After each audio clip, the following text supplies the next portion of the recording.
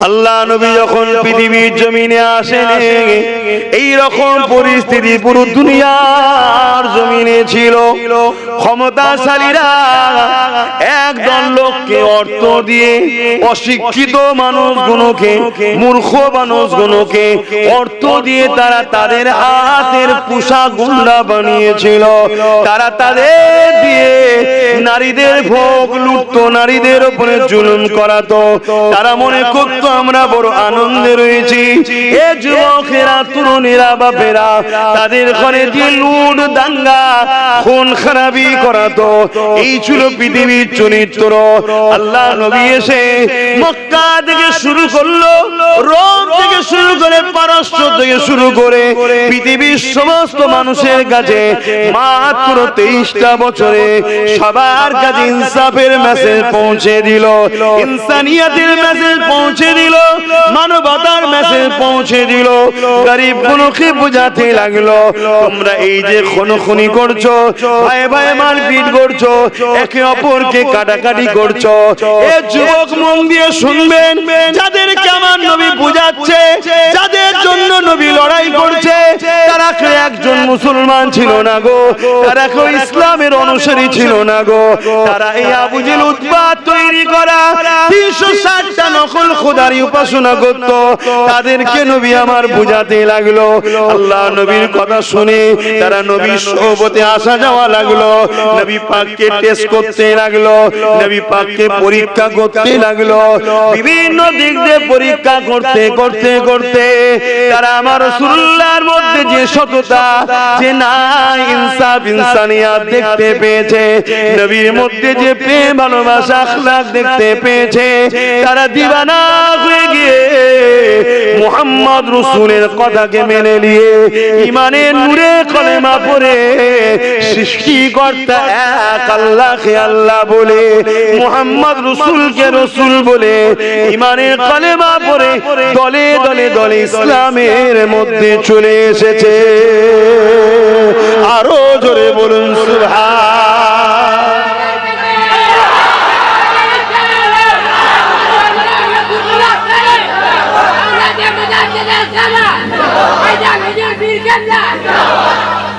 সব কিছু ছেড়ে দিয়ে হুজুরকে ধরে, হুজুরকে আল্লাহ আমাদের জন্য মডেল করেছে। লাকাদ কানা লাকুম ফি রাসূলিল্লাহি উসওয়াতুন হাসানা। এ দুনিয়া মানুষেরা, আমি তোমাদের সৃষ্টিকর্তা, আমি তোমাদের রব, তোমাদের স্রষ্টা, তোমাদের জন্য আমি আমার হাবিবকে সব থেকে উত্তম মডেল করে পাঠিয়েছি।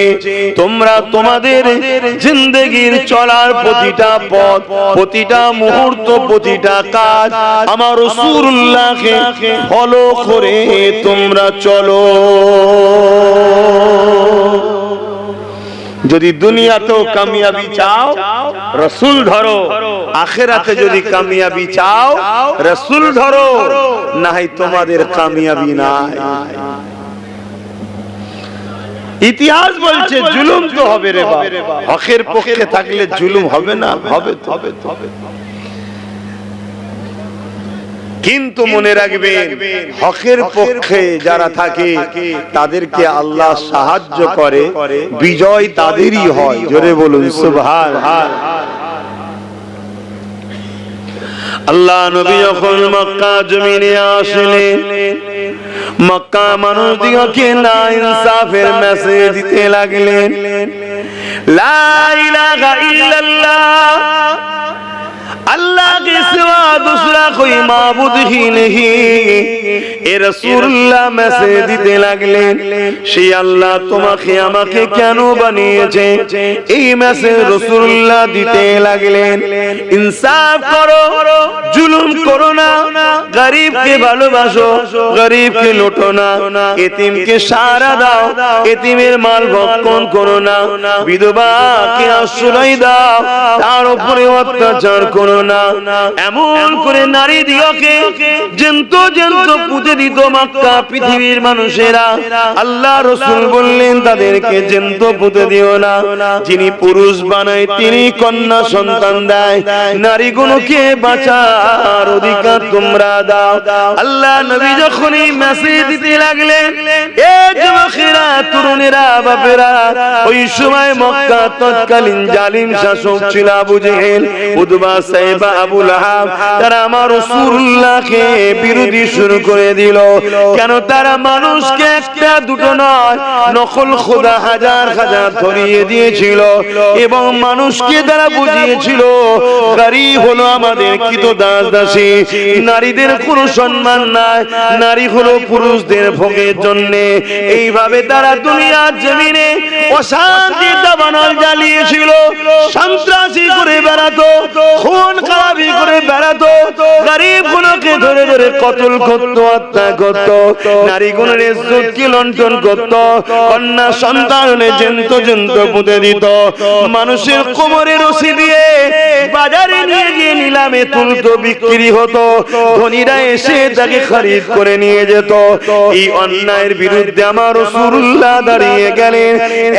একা নবী আমার দাঁড়িয়ে গিয়ে বলতে লাগলে, তোমরা তোমাদের স্রষ্টার বিরুদ্ধে কাজ করছো, স্রষ্টা আল্লাহ আমাকে পাঠিয়েছে, জুলুম বন্ধ করো, অন্যায় বন্ধ করো, মানুষের উপরে জুলুম অত্যাচার করো না, কৃতদাস দাসী প্রথা বন্ধ করে দাও।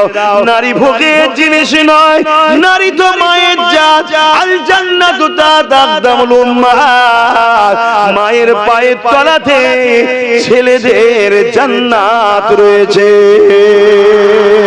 আরো জোরে বলুন সুবহান।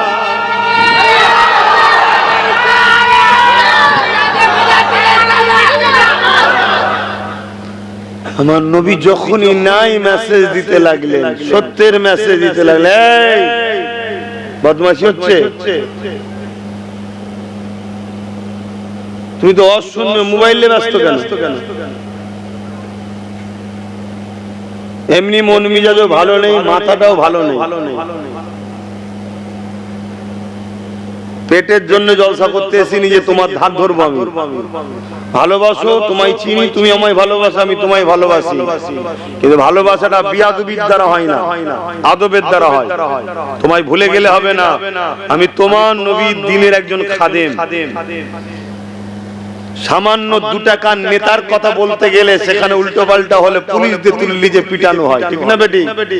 2 টাকার নেতা, আর দোনো জাহানের সুলতানের দ্বীনের কথা, দোনো জাহানের সৃষ্টি মালিকের দ্বীনের কথা আমি বলছি, তুমি আমার গুরুত্বটা দেবে না? আল্লাহ আমাকে কত ভিআইপি করেছে, তুমি মাথায় ঢুকাবে না? আমাদের হয়তো আগে পিছু বডিগার্ড নেই, ভাড়াটিয়া গুন্ডা পুষাও নেই, কিন্তু তুমি তো আমার ধর্মের মানুষ, তোমাকে তো গুরুত্ব দিতে হবে যে এটা কে, এ আমার রাসূলের কথা বলছে, আমার আল্লাহর কথা বলছে, সম্মানটা কত হওয়া দরকার। এগুলো দিলের মধ্যে রাখো, আলেমদেরকে সম্মান করো, পিয়ার করো। তবে বাপ এখানে আবার একটা কথা বলতে হয়, আলেম কিন্তু 2 ধরনের, আমার নবী বলেছে। আখেরি জামানা তো তাই একটু বলছি, একটা হলো খায়রুল উলামা, একটা শাররুল উলামা। খায়রুল উলামা ভালো উলামা কে?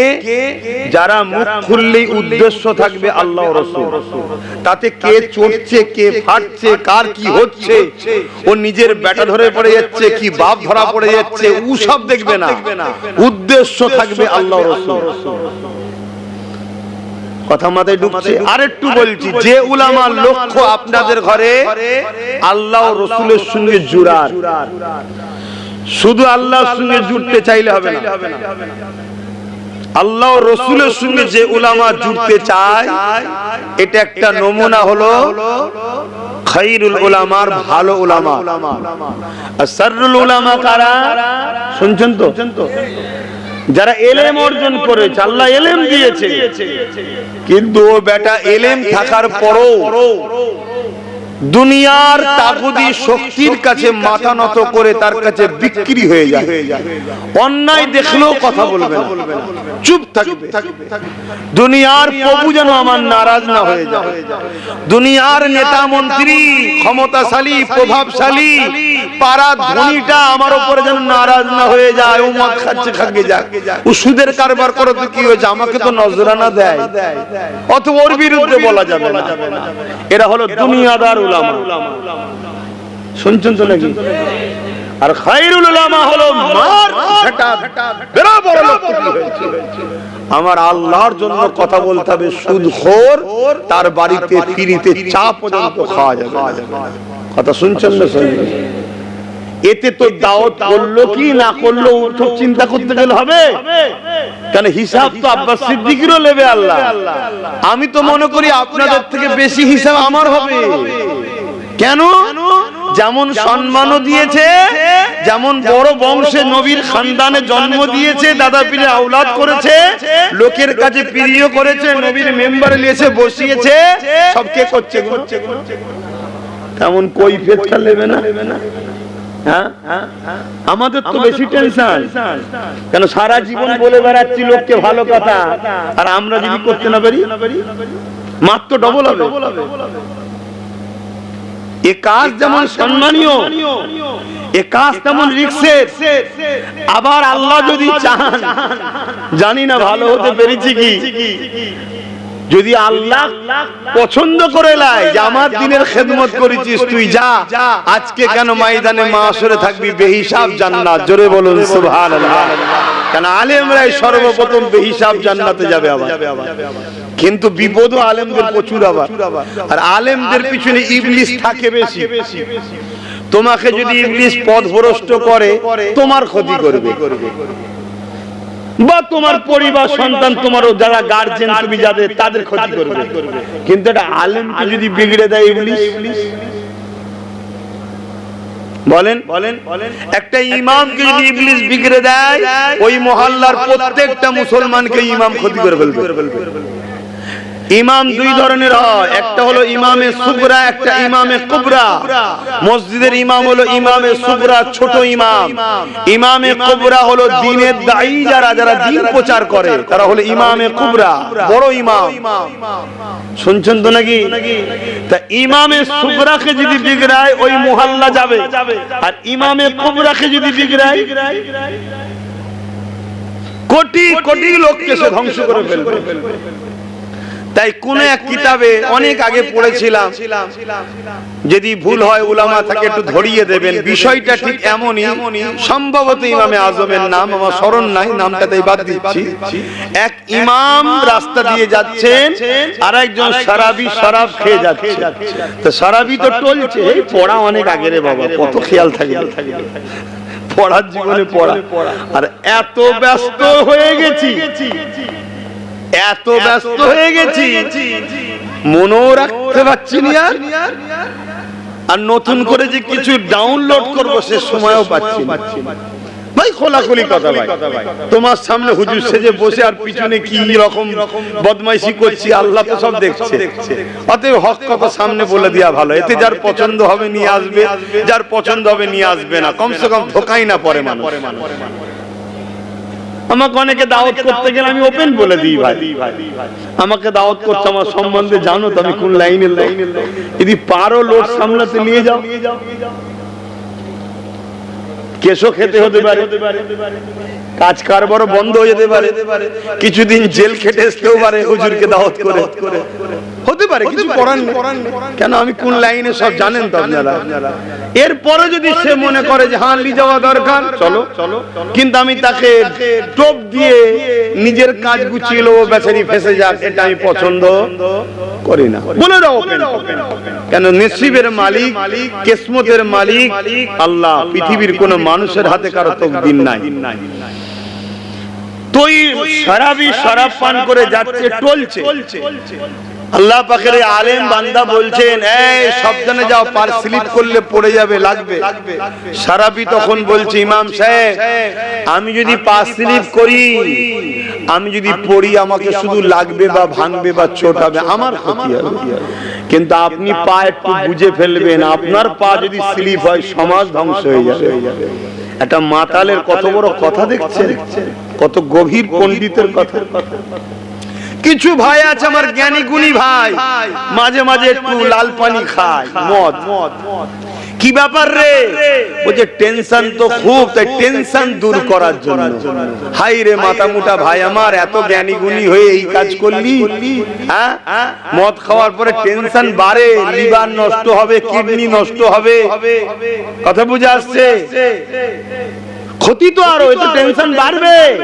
টেনশন মুক্ত হওয়ার দুটো উপায় বলে যাচ্ছি, প্র্যাকটিক্যাল মিলিয়ে দেখে নেবেন। নাম্বার 1 হলো কোরআন শরীফ পড়া। জোরে বলুন সুবহানাল্লাহ, আরো চিৎকার দিয়ে বলুন সুবহানাল্লাহ। বেশি নাই, বিসমিল্লাহ বলে শুরু করে 2-4 লাইন পড়তে শুরু করবেন, আপনি কোরআনের মধ্যে হারিয়ে যাবেন। আপনার টেনশন কি, মাথার উপরে বাজ পড়েছে কি হয়েছে সব ভুলে যাবেন। ওই কোরআনের মধ্যেই আপনি ঢুকে যাবেন। এই এমন একটা মুজিজা কোরআনের মুজিজা, এমন এটা আল্লাহর কথা না, আপনাকে অ্যাকসেপ্ট করে নেবে, আপনাকে তার প্রেমে জড়িয়ে নেবে। আর যখনই জড়িয়ে নেবে পুরো ব্রেন শুধু কোরআনের দিকে থাকবে। তার মানে কি টেনশন এখন আর নেই, গায়েব। শুনছেন? দ্বিতীয় নম্বর হলো কি, মহান স্রষ্টা সৃষ্টিকর্তার কাছে সেজদাটাই পড়ে থাকা অনেক লং, অনেক ক্ষণ সেজদায় পড়ে থাকা। ওই ফটফট করে সুবহানাল্লাহ সুবহানাল্লাহ এরকম না, অনেক ক্ষণ ধরে পড়ে থাকা। এই লং সেজদা করো, দেখবে তোমার শরীরের সমস্ত রক্তগুলো বা সব কিছু প্রেসারটা তোমার ব্রেনের দিকে স্পিডে যাবে, ফিরবে, যাবে। আল্লাহ তোমার ব্রেনেরও যেমন উপকার দেবে, এবং এই মানসিক রোগ, টেনশন, যেটাতে আজকে পৃথিবীতে সবথেকে বেশি মানুষ মারা যাচ্ছে আত্মহত্যা করে, ডিপ্রেশনে, হঠাৎ করে ঘুরতে ঘুরতে পড়ে গেল, মরে গেল, টেনশন। আমি এত ওষুধ দিচ্ছি, আমিও কিন্তু টেনশনে ঘুরছি, কিন্তু ইনশাআল্লাহ আমার আল্লাহর জাত পাকের কসম করে বলছি পাগল হব না ইনশাআল্লাহ। কেন? সেজদা দিই আমরা। টেনশন তো থাকবে রে বাবা, আপনি শুধু সংসার লে পেরেশান, আর আমি পুরো বাংলা লে পেরেশান। এখন বাংলার বাইরের রাজ্যে পিটছে, আবার তাদেরকে নিয়ে পেরেশান। আরে ভালো তো বাসি, এক তো মানুষ হিসাবে হিন্দু, মুসলমান, জৈন, খ্রিস্টান সবাইকে ভালোবাসতেই হবে। হিন্দুরাও আমাদের ভাই, আদিবাসী, সাঁওতাল, বাগদি, কুলি, ডোম, মুচি, যেই হোক প্রত্যেকটা মানুষ আমাদের ভাই। কেন? তারাও যে বাপ থেকে শুরু, যে মা থেকে শুরু, আমরাও সেই বাপ মা থেকেই শুরু। পৃথিবীতে দুটো মানুষের ছিল প্রথম, একজন নারী আর একজন পুরুষ। তাদের দুজনের মিলনে জোড়া জোড়া সন্তান হতো, একটা কন্যা আর একটা পুত্র, একটা পুরুষ সন্তান আর নারী সন্তান। আবার দ্বিতীয় সন্তান যখন হতো, আবার জোড়া সন্তান আসতো, একটা পুত্র সন্তান, একটা কন্যা সন্তান। এভাবে পৃথিবীতে 40 জোড়া সন্তান হয়েছে। তারপরে সিঙ্গেল হওয়া শুরু হয়েছে। আর এই 40 জোড়ার মধ্যে এই জোড়ার পুরুষ, ওই জোড়ার নারী, এই জোড়ার পুরুষ, ওই জোড়ার নারী, এভাবে প্রথম বিবাহ ছিল। কেন? পৃথিবীতে মানুষই নেই। তাহলে শুরু সেই বাপ আদম, মা হাওয়া। আমারও প্রথম বাপ যিনি, হিন্দু, খ্রিস্টান, দলিত, আদিবাসী, সাঁওতাল, বাগদি, সবারও প্রথম বাপ তিনি। আমারও প্রথম মা যিনি, সবারও প্রথম মা তিনি। এই দিক দিয়ে আমরা সবাই কিন্তু মানুষ, ভাই ভাই। কিন্তু ধর্মের সুসুরি রাজনীতির নেতারা লাগায়, শুনছেন তো নাকি? তাদের তো খেয়ে দিয়ে কাজ নেই, কি করতে হবে? গরিব বানাতে হবে। তো গরিব বানাতে গেলে ধর্মের সুসুরি রীতি লাগে। পেটে খিদে থাকলেও তকবীর দিবার বেলা দেখবেন জোরে দি, খাবার সামনে বসে থাকলেও ফেলে দিয়ে মসজিদের জন্য ছুটি। ছোটেন না? তো হিন্দু তার ধর্মের জন্য ছুটবে, আদিবাসী ধর্মের জন্য ছুটবে, এটা স্বাভাবিক। প্রত্যেকেই ধর্মকে ভালোবাসে। তা ধর্মে লাগা, ধর্মে যদি লাগা, ওরা মারপিট করে মরবে, আর আমরা পুরো দেশকে বিক্রি করে দেব। বিক্রি হচ্ছে না, হয় না দেশটা? আমি ভুল বলছি? এয়ারপোর্ট বিক্রি হয়ে গেছে, ট্রেন বিক্রি হয়ে গেছে, এলআইসি বিক্রি, এলআইসি এর টাকা রাখেন নাকি আপনারা? কেন রাখেন না?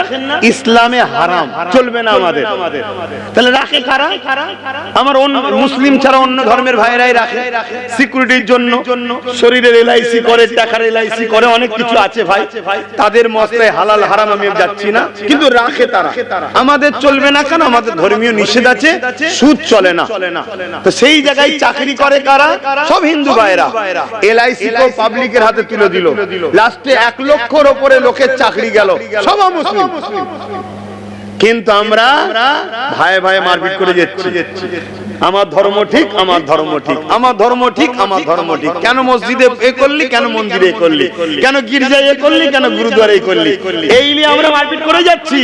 ওইদিকে 50 টাকা গ্যাসের দাম বেরিয়ে যাচ্ছে। শুনছেন না? শোনেন।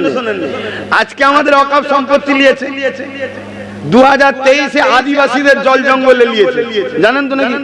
জঙ্গল সব কেটে পরিষ্কার করে ফেলছে, করে সেই বড় লোকদের ঘরে সব দিচ্ছে।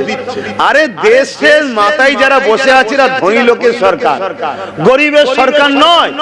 আর আমার গরিব ভাই যারা আছে, কাকে একটা বোতল ধরিয়ে দিয়েছে, কাকে বলেছে মহিলাটাকে কেটে ফেল, ওর বাড়িটা তোকে দেবো। ওই নেশায় দুমদাম কাটছে, মদ খেয়ে আর খেয়ে হই হই করছে। কিন্তু দিনের শেষে কি হলো? নেতার বেটা কোটি কোটি টাকা নিয়ে বাইরে দামি দামি গাড়ি চাপছে, বাইরে পড়াশোনা করছে। আর আমাদের গরিব ভাইরা যে কোনো ধর্মের, তারা এখানে ভাই ভাই মারপিট মারছে। এই তো চলছে, এই তো সমাজে চলছে। তবে আমার পশ্চিম বাংলাটা কিন্তু ভালো ছিল, অন্যান্য রাজ্যে হলেও আমার বাংলাতে এটা দেখা যেত না। কিন্তু দুঃখ আমার বাংলাতেও শুরু হয়েছে। আপনারা দেখছেন সোশ্যাল মিডিয়ায়, এক আমার ভাই প্যান্ট পরে খালি গায়ে লাঠিলে ঘুরছে, দেখেছেন তো নাকি? নিজেকে মনে করছে আমি বিরাট বড় কিছু হিরো, বিরাট বড় কিছু দন। তাকে হয়তো কম খাওয়ানো হয়েছে, সে এসে মুসলিম টোটোওয়ালা ঠেলাওয়ালাকে ধরছে, ধরে বলছে জয় শ্রীরাম বল। আমার ভাইগুলো বলছে জয় শ্রীরাম। এই আমি তো দুবার জয় শ্রীরাম বললাম, কাবরে গেছি, ইসলাম থেকে বেরিয়ে গেছি। অত সহজ নয় ইসলাম, ইসলাম অত সহজ নয়। এখান থেকে মানার নাম ঈমান। মুখে কি বললো ওটা হাকিকাত নয়, এখানে কি আছে তোমার ওটা সৃষ্টিকর্তা দেখবে। একটা অমুসলিমকে আমি ধরলাম, ধরে বললো এই আল্লাহ আকবার বললেই মেরে ফেলবো। ও এখন জান বাঁচাবার বললো আল্লাহ আকবার, আল্লাহ আকবার, আল্লাহ আকবার। এই মুসলমান গেল। অত সহজের নাম ইসলাম নয়। দিল থেকে মানতে হবে আল্লাহ ছাড়া দ্বিতীয় কোনো প্রভু মালিক নাই, আর মুহাম্মদ সাল্লাল্লাহু আলাইহি ওয়াসাল্লাম আল্লাহর প্রেরিত আখেরি রাসূল মেসেঞ্জার। এটা দিল থেকে মানার নাম ঈমান। হাজারো দাড়িওয়ালা টুপিওয়ালা নামাজি মুসলমান 72টা দল জাহান্নামে যাবে, জানেন তো নাকি? নামাজ আছে, মসজিদ আছে, মাদ্রাসা আছে, কোরআন পড়ে, হজ করে, দাড়ি আছে, টুপি আছে, 72টা মুসলমান দল জাহান্নামে যাবে। আর একজন কেউ যদি বলে লা ইলাহা ইল্লাল্লাহ মুহাম্মদ রাসূলুল্লাহ ভোট লিবার জন্য, জান্নাত চলে যাবে নাকি? শুনছেন তো নাকি? এখান থেকে মানার নাম ঈমান। অতএব কেউ যদি তোমাকে জোর করে যেটা বল না মেরে ফেলবো, আমি তোমাকে একজন পীরজাদা হিসেবে বলে যাচ্ছি, তোমার আমার ঈমান বড় দুর্বল। তুমি বলে দেবে, তুমি স্লোগান দিয়ে দেবে, নীরবে যখন একা হবে তুমি তোমার রবের কাছে সেজদায় পড়ে বলবে মালিক আপনি তো বড় দয়ালু, ও জালিম জুলুম করতো আমার উপরে, তুমি তো বলেছো জান বাঁচানো ফরজ, তাই জানকে বাঁচাবার জন্য বলেছি মালিক আস্তাগফিরুল্লাহ, তুমি ছাড়া কাউকে রব বলে মানি না। আমার আল্লাহ তোমাকে যেমন বেগুনা মায়ের পেট থেকে বেরিয়েছো, বাকি গুনাহগুলো মাফ করে আল্লাহ বেগুনা করে দেবে। জোরে বলুন ঘাবড়াবার কিছু নেই। কিন্তু দুঃখের বিষয় আমার এই শ্রেণীর ভাইগুলো যারা ঘুরে বেড়াচ্ছে, এদের কাজ কি? মাচানে আড্ডা দিয়া, একটা রেডিও আছে কি মোবাইল আছে দেখা। এদের ভবিষ্যৎ কি? এদের বাচ্চাদের আইপিএস অফিসার বানাতে পারবে? যারা আজকে আমাদেরকে কাটছে মারছে সব ভাইগুলো, সেই ভাইগুলো তাদের ছেলেদের ঘরে জজ বানাতে পারবে, উকিল বানাতে পারবে, তাদের ছেলেদের ঘরে কোনো বড় ভিআইপি স্কুলে পড়াতে পারবে? যদি জানি হ্যাঁ পারবি, তো 100টা না 1 লাখ মুসলমানকে কাট। কিন্তু কমসে কম তোর বাচ্চাকে তুই যদি আইপিএস অফিসার বানাতে পারিস, তার জন্য যদি কাটিস, আমরা খুশি মনে তোর ছেলের বড় হওয়ার জন্য আমরা শহীদ হতে রাজি আছি।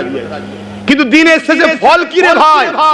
ফল এটাই, আগামী দিন তোর ছেলে যখন বড় হবে একটা দিন ঠিক সমাজে এই জিনিসটাই ঘটবে, কি আমরা আছি বলে এসসি এসটি দের সম্মান করা হচ্ছে। জানেন না? জানেন না? আমরা মুসলমান আছি বলে এসসি এসটি ভাইদের ঘরে ভোটের জন্য নেতারা বাহবা দিচ্ছে, তোদের আমরা দেখে দেবো, তোরা এই করে দেবো। শুধু মুসলমান থাকবে না যেই, অমনি বলবে তোরা অছুর নিচু জাত। শুনছেন না? শোনেন?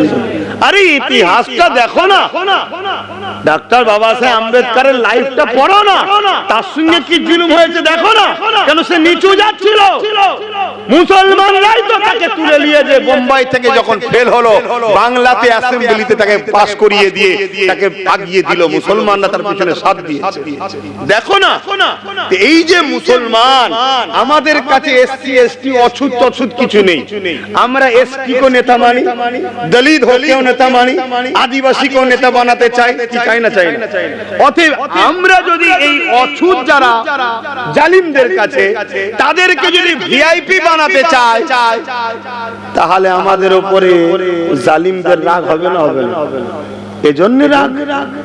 কিন্তু আমার ভাইরা বুঝবে, বুঝার আগে বোতল ধরিয়ে দিচ্ছে, বুঝার আগে বোতল ধরিয়ে দিচ্ছে। ও তো খেয়ে নিয়ে বেঘোর। নাহাই বলুন, এভাবে কুপিয়ে কুপিয়ে একটা মানুষ কখন আর একটা মানুষকে মারতে পারে? হ্যাঁ, আশ্চর্যের বিষয়। হঠাৎ করে এসে মারলো, মারতে মারতে মারতে কেটেই যাচ্ছে, সবাই ফটো তুলছে, কেউ আগেও আসছে না। কি জিহালাত শুরু হলো, বুঝতে পেরেছেন? আল্লাহ নবী যখন পৃথিবীর জমিনে আসেন, এই রকম পরিস্থিতি পুরো দুনিয়ার জমিনে ছিল। ক্ষমতাশালীরা একদল লোককে অর্থ দিয়ে অশিক্ষিত মানুষগুলোকে, মূর্খ মানুষগুলোকে অর্থ দিয়ে তারা তাদের হাতের পোষা গুন্ডা বানিয়েছিল। তারা তাদের দিয়ে নারীদের ভোগ লুটতো, নারীদের উপরে জুলুম করাতো। তারা মনে করতো আমরা বড় আনন্দে রয়েছি।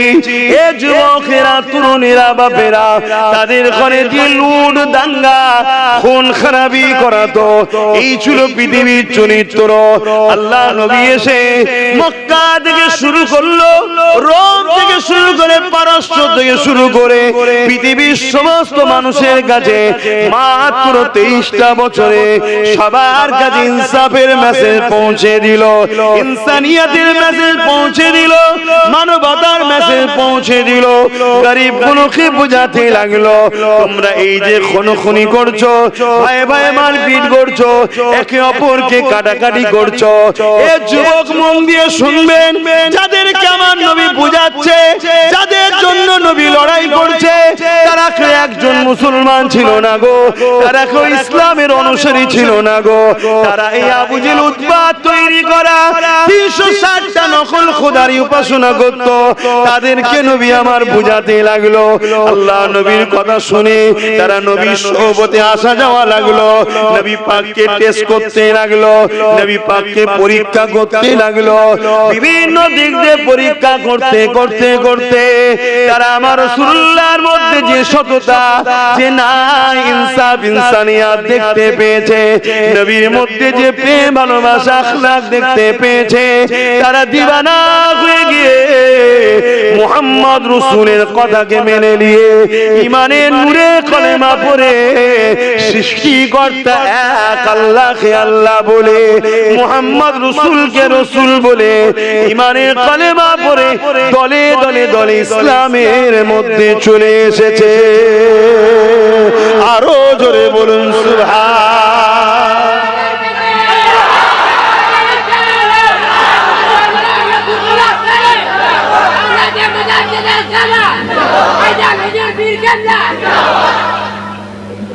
তাহলে ইসলাম কিভাবে প্রচার হয়েছে বুঝছেন তো নাকি? কিন্তু আমাদের সমাজে কি প্রচার চলে? জোর করে, জুলুম করে। আচ্ছা, মুহাম্মদ সাল্লাল্লাহু আলাইহি ওয়াসাল্লাম একা, পুরো পৃথিবী ইসলামের বিরুদ্ধে, মনুষ্যত্বের বিরুদ্ধে, খুন, অত্যাচার, রাহাজানি, ইতিহাসটা পড়ো। ইতিহাস যদি না পড়ো তা তোমায় বুঝবে কি করে? হ্যাঁ, সেই মুহাম্মদ সাল্লাল্লাহু আলাইহি ওয়াসাল্লাম একা, তিনি জোর দেখালে টিকতে পারতেন? এটা বাস্তবটা বলুন। পৃথিবীতে ইসলাম এসেছে নবীর আখলাকে। বড় বড় পৃথিবীর রাজারা পর্যন্ত নবী মুহাম্মদ সাল্লাল্লাহু আলাইহি ওয়াসাল্লামের কাছে তার সৈন্য পাঠিয়েছে, দূত পাঠিয়েছে, পরীক্ষা করো আমার নবীর আখলাক চরিত্র দেখে। তাদের দূতরা যে বলেছে, কিসরাকে বলেছে, কাইসারকে বলেছে, রোমকে বলছে, নাজ্জাসি বাদশাকে যে বলছে মুহাম্মদ রাসূলের মোকাবেলায় পৃথিবীর কোনো ক্ষমতা নেই লড়তে পারে। কেন? তার কি অনেক সৈন্য? বলছে না। তাহলে বলছে তার মতো মানুষ হতে পারে না। জোরে বলুন সুবহানাল্লাহ। এত সুন্দর ব্যবহার, আখলাক, কথা বার্তা, নম্রতা, গরিব দরদি, মানব দরদি, মনুষ্যত্ব প্রেমিক। দলে দলে মানুষ তার দিবানা হয়ে যাচ্ছে। তোমরা আমাকে মাইনে দাও, পাহারা দিই। মাইনে না দিলে কোনো পুলিশ চাকরি করবে? মাইনে না দিলে বর্ডারে কেউ পাহারা দেবে? মাইনের বিনিময়ে। আর মোহাম্মদ রসুলকে যারা এসে নজরানা দিচ্ছে তারাই মোহাম্মদ রসুল যখন থুতু ফেলার চেষ্টা করছে, আমরা সিলিম চিনি, তারা হাত পাচ্ছে, হুজুর আমার হাতে দেন, আমার হাতে দেন, আমার হাতে দেন। আমরা দেখে অবাক হচ্ছি, থুতুটা নিয়ে মুখে লাগাচ্ছে আর পুরো এলাকাটা খুশবু হয়ে যাচ্ছে। জোরে বলুন সুবহানাল্লাহ, আরো জোরে বলুন সুবহানাল্লাহ। কারণ আমরা মাটির রসে তৈরি। আমরা কিসের রসে তৈরি? পৃথিবীতে যত মানুষ এসছে সবাই তৈরি কি থেকে? মাটির রসে। আর মাটি দ্বারা তৈরি বাপ আদম আলাইহিস সালাম। আদম আলাইহিস সালামের বাঁদিকে পাঁজর থেকে ওনার স্ত্রী আমাদের আম্মা হযরতে হাওয়া তৈরি। শুনছেন তো নাকি? এজন্য নারীরা একটু বেঁকা হয়, মা আমার বেঁকা হাড়ে তৈরি। শুনছেন তো নাকি? আমার রাসূল তাই বলেছেন, খবরদার নারীদের উপরে বেশি টানাটানি করবে না। নারীদের আল্লাহ বেঁকা হাড়ে করেছে, বেকাই থাকবে, একটু সিধে কোদার চেষ্টা করেনি, ওইভাবে নিয়ে চলো। শুনছেন তো নাকি? তো মা আমাদের তৈরি হয়েছে কোথা থেকে? বাপ জানের, বাপ আদম আলাইহিস সালামের বাঁদিকে বেঁকা পাঁজরের হাড় থেকে। আর বাপ আর মায়ের মিলন বাপের শরীরের রস থেকে মায়ের রেহেমে মানুষ এসেছে। এভাবে যুগে যুগে যুগে যুগে আমার আব্বা, আপনার আব্বা, সবার শরীরের রস মায়েদের রেহেমে যাচ্ছে। এভাবে মাটির রস থেকে আমরা তৈরি হচ্ছি। মায়ের পেটে 40 দিন এই পানিটা পড়ে থাকে। 40 দিন পরে নকশা শুরু হয়। আমি কোন বিজ্ঞান সায়েন্টিস্ট কথা বলছি না, কারণ বিজ্ঞান 150 বছর আগে ভুল রাস্তায় চলছিল। এটা আমার প্রফেট মুহাম্মদ সাল্লাল্লাহু আলাইহি ওয়াসাল্লামের কথা। জোরে বলুন সুবহানাল্লাহ। হ্যাঁ, আজকে 150 বছরের বিজ্ঞান মেনে নিয়েছে মুহাম্মদ রাসূল যা বলছে সত্য। জোরে বলুন সুবহানাল্লাহ। আর মুহাম্মদ রাসূল কার থেকে শিখেছে? সৃষ্টিকর্তা তাকে আখেরি মেসেঞ্জার করেছে, আওতার করেছে, রাসূল করেছে, শিক্ষক করে পাঠিয়েছে, তাই তিনি তিনাকে শিখিয়েছেন। জোরে বলুন সুবহানাল্লাহ। যাই হোক, এইভাবে মানুষ মাটির রসে তৈরি। আর আমার হুজুর পাক সাল্লাল্লাহু আলাইহি ওয়াসাল্লামকে আল্লাহ নূর দ্বারা তৈরি করেছে। জোরে বলুন সুবহানাল্লাহ। তাই আমাদের শরীরের পাসিনাতে দুর্গন্ধ হয় কেন? মাটির রসে তৈরি আমরা। আর হুজুরের দু আলাম, আকায়ে দু আলাম, সুলতানে দু আলাম, মাদানী ওয়ালা, কামলি ওয়ালা, নূর ওয়ালা, হাবিবুল্লাহ, তিনি নূর। তাই তিনার শরীর থেকে খুশবু বাইর হয়। জোরে বলুন সুবহানাল্লাহ। হাদিস পাকের মধ্যে আছে আমার নবী পাক সাল্লাল্লাহু আলাইহি ওয়াসাল্লামের শরীর থেকে পাসিনা বেরোতেন। মানুষের মধ্যেই পাসিনা বেরোবে, নবীরও পাসিনা বেরোতে, কারণ নবী মানুষ। কিন্তু আমাদের পাসিনায় দুর্গন্ধ বেরোয়। আর হুজুরের পাসিনা, হুজুরের আহলিয়া আম্মাজানরা ওই পাসিনাকে হাতে করে তুলে তুলে পাত্রে ভরতেন। আম্মাজানকে জিজ্ঞাসা করছেন, তুমি এটা করছো কি? হুজুর জিজ্ঞেস করছেন। বলছে, হুজুর অনেক গরিব মানুষ আছে, আতর মাখতে পারে না, অনুষ্ঠানে যায়, বিয়েতে যায়, খুশবু মাখতে পারে না, এগুলো রেখে দিই, যখন তাদের বিবাহ শাদী হয় এই আতর তাদেরকে দিই, ঘাম দিই, তারা যখন মেকে যায় পুরো এলাকা বলতে থাকে যে খুশবু পেলে কোথায়? জোরে বলুন সুবহানাল্লাহ।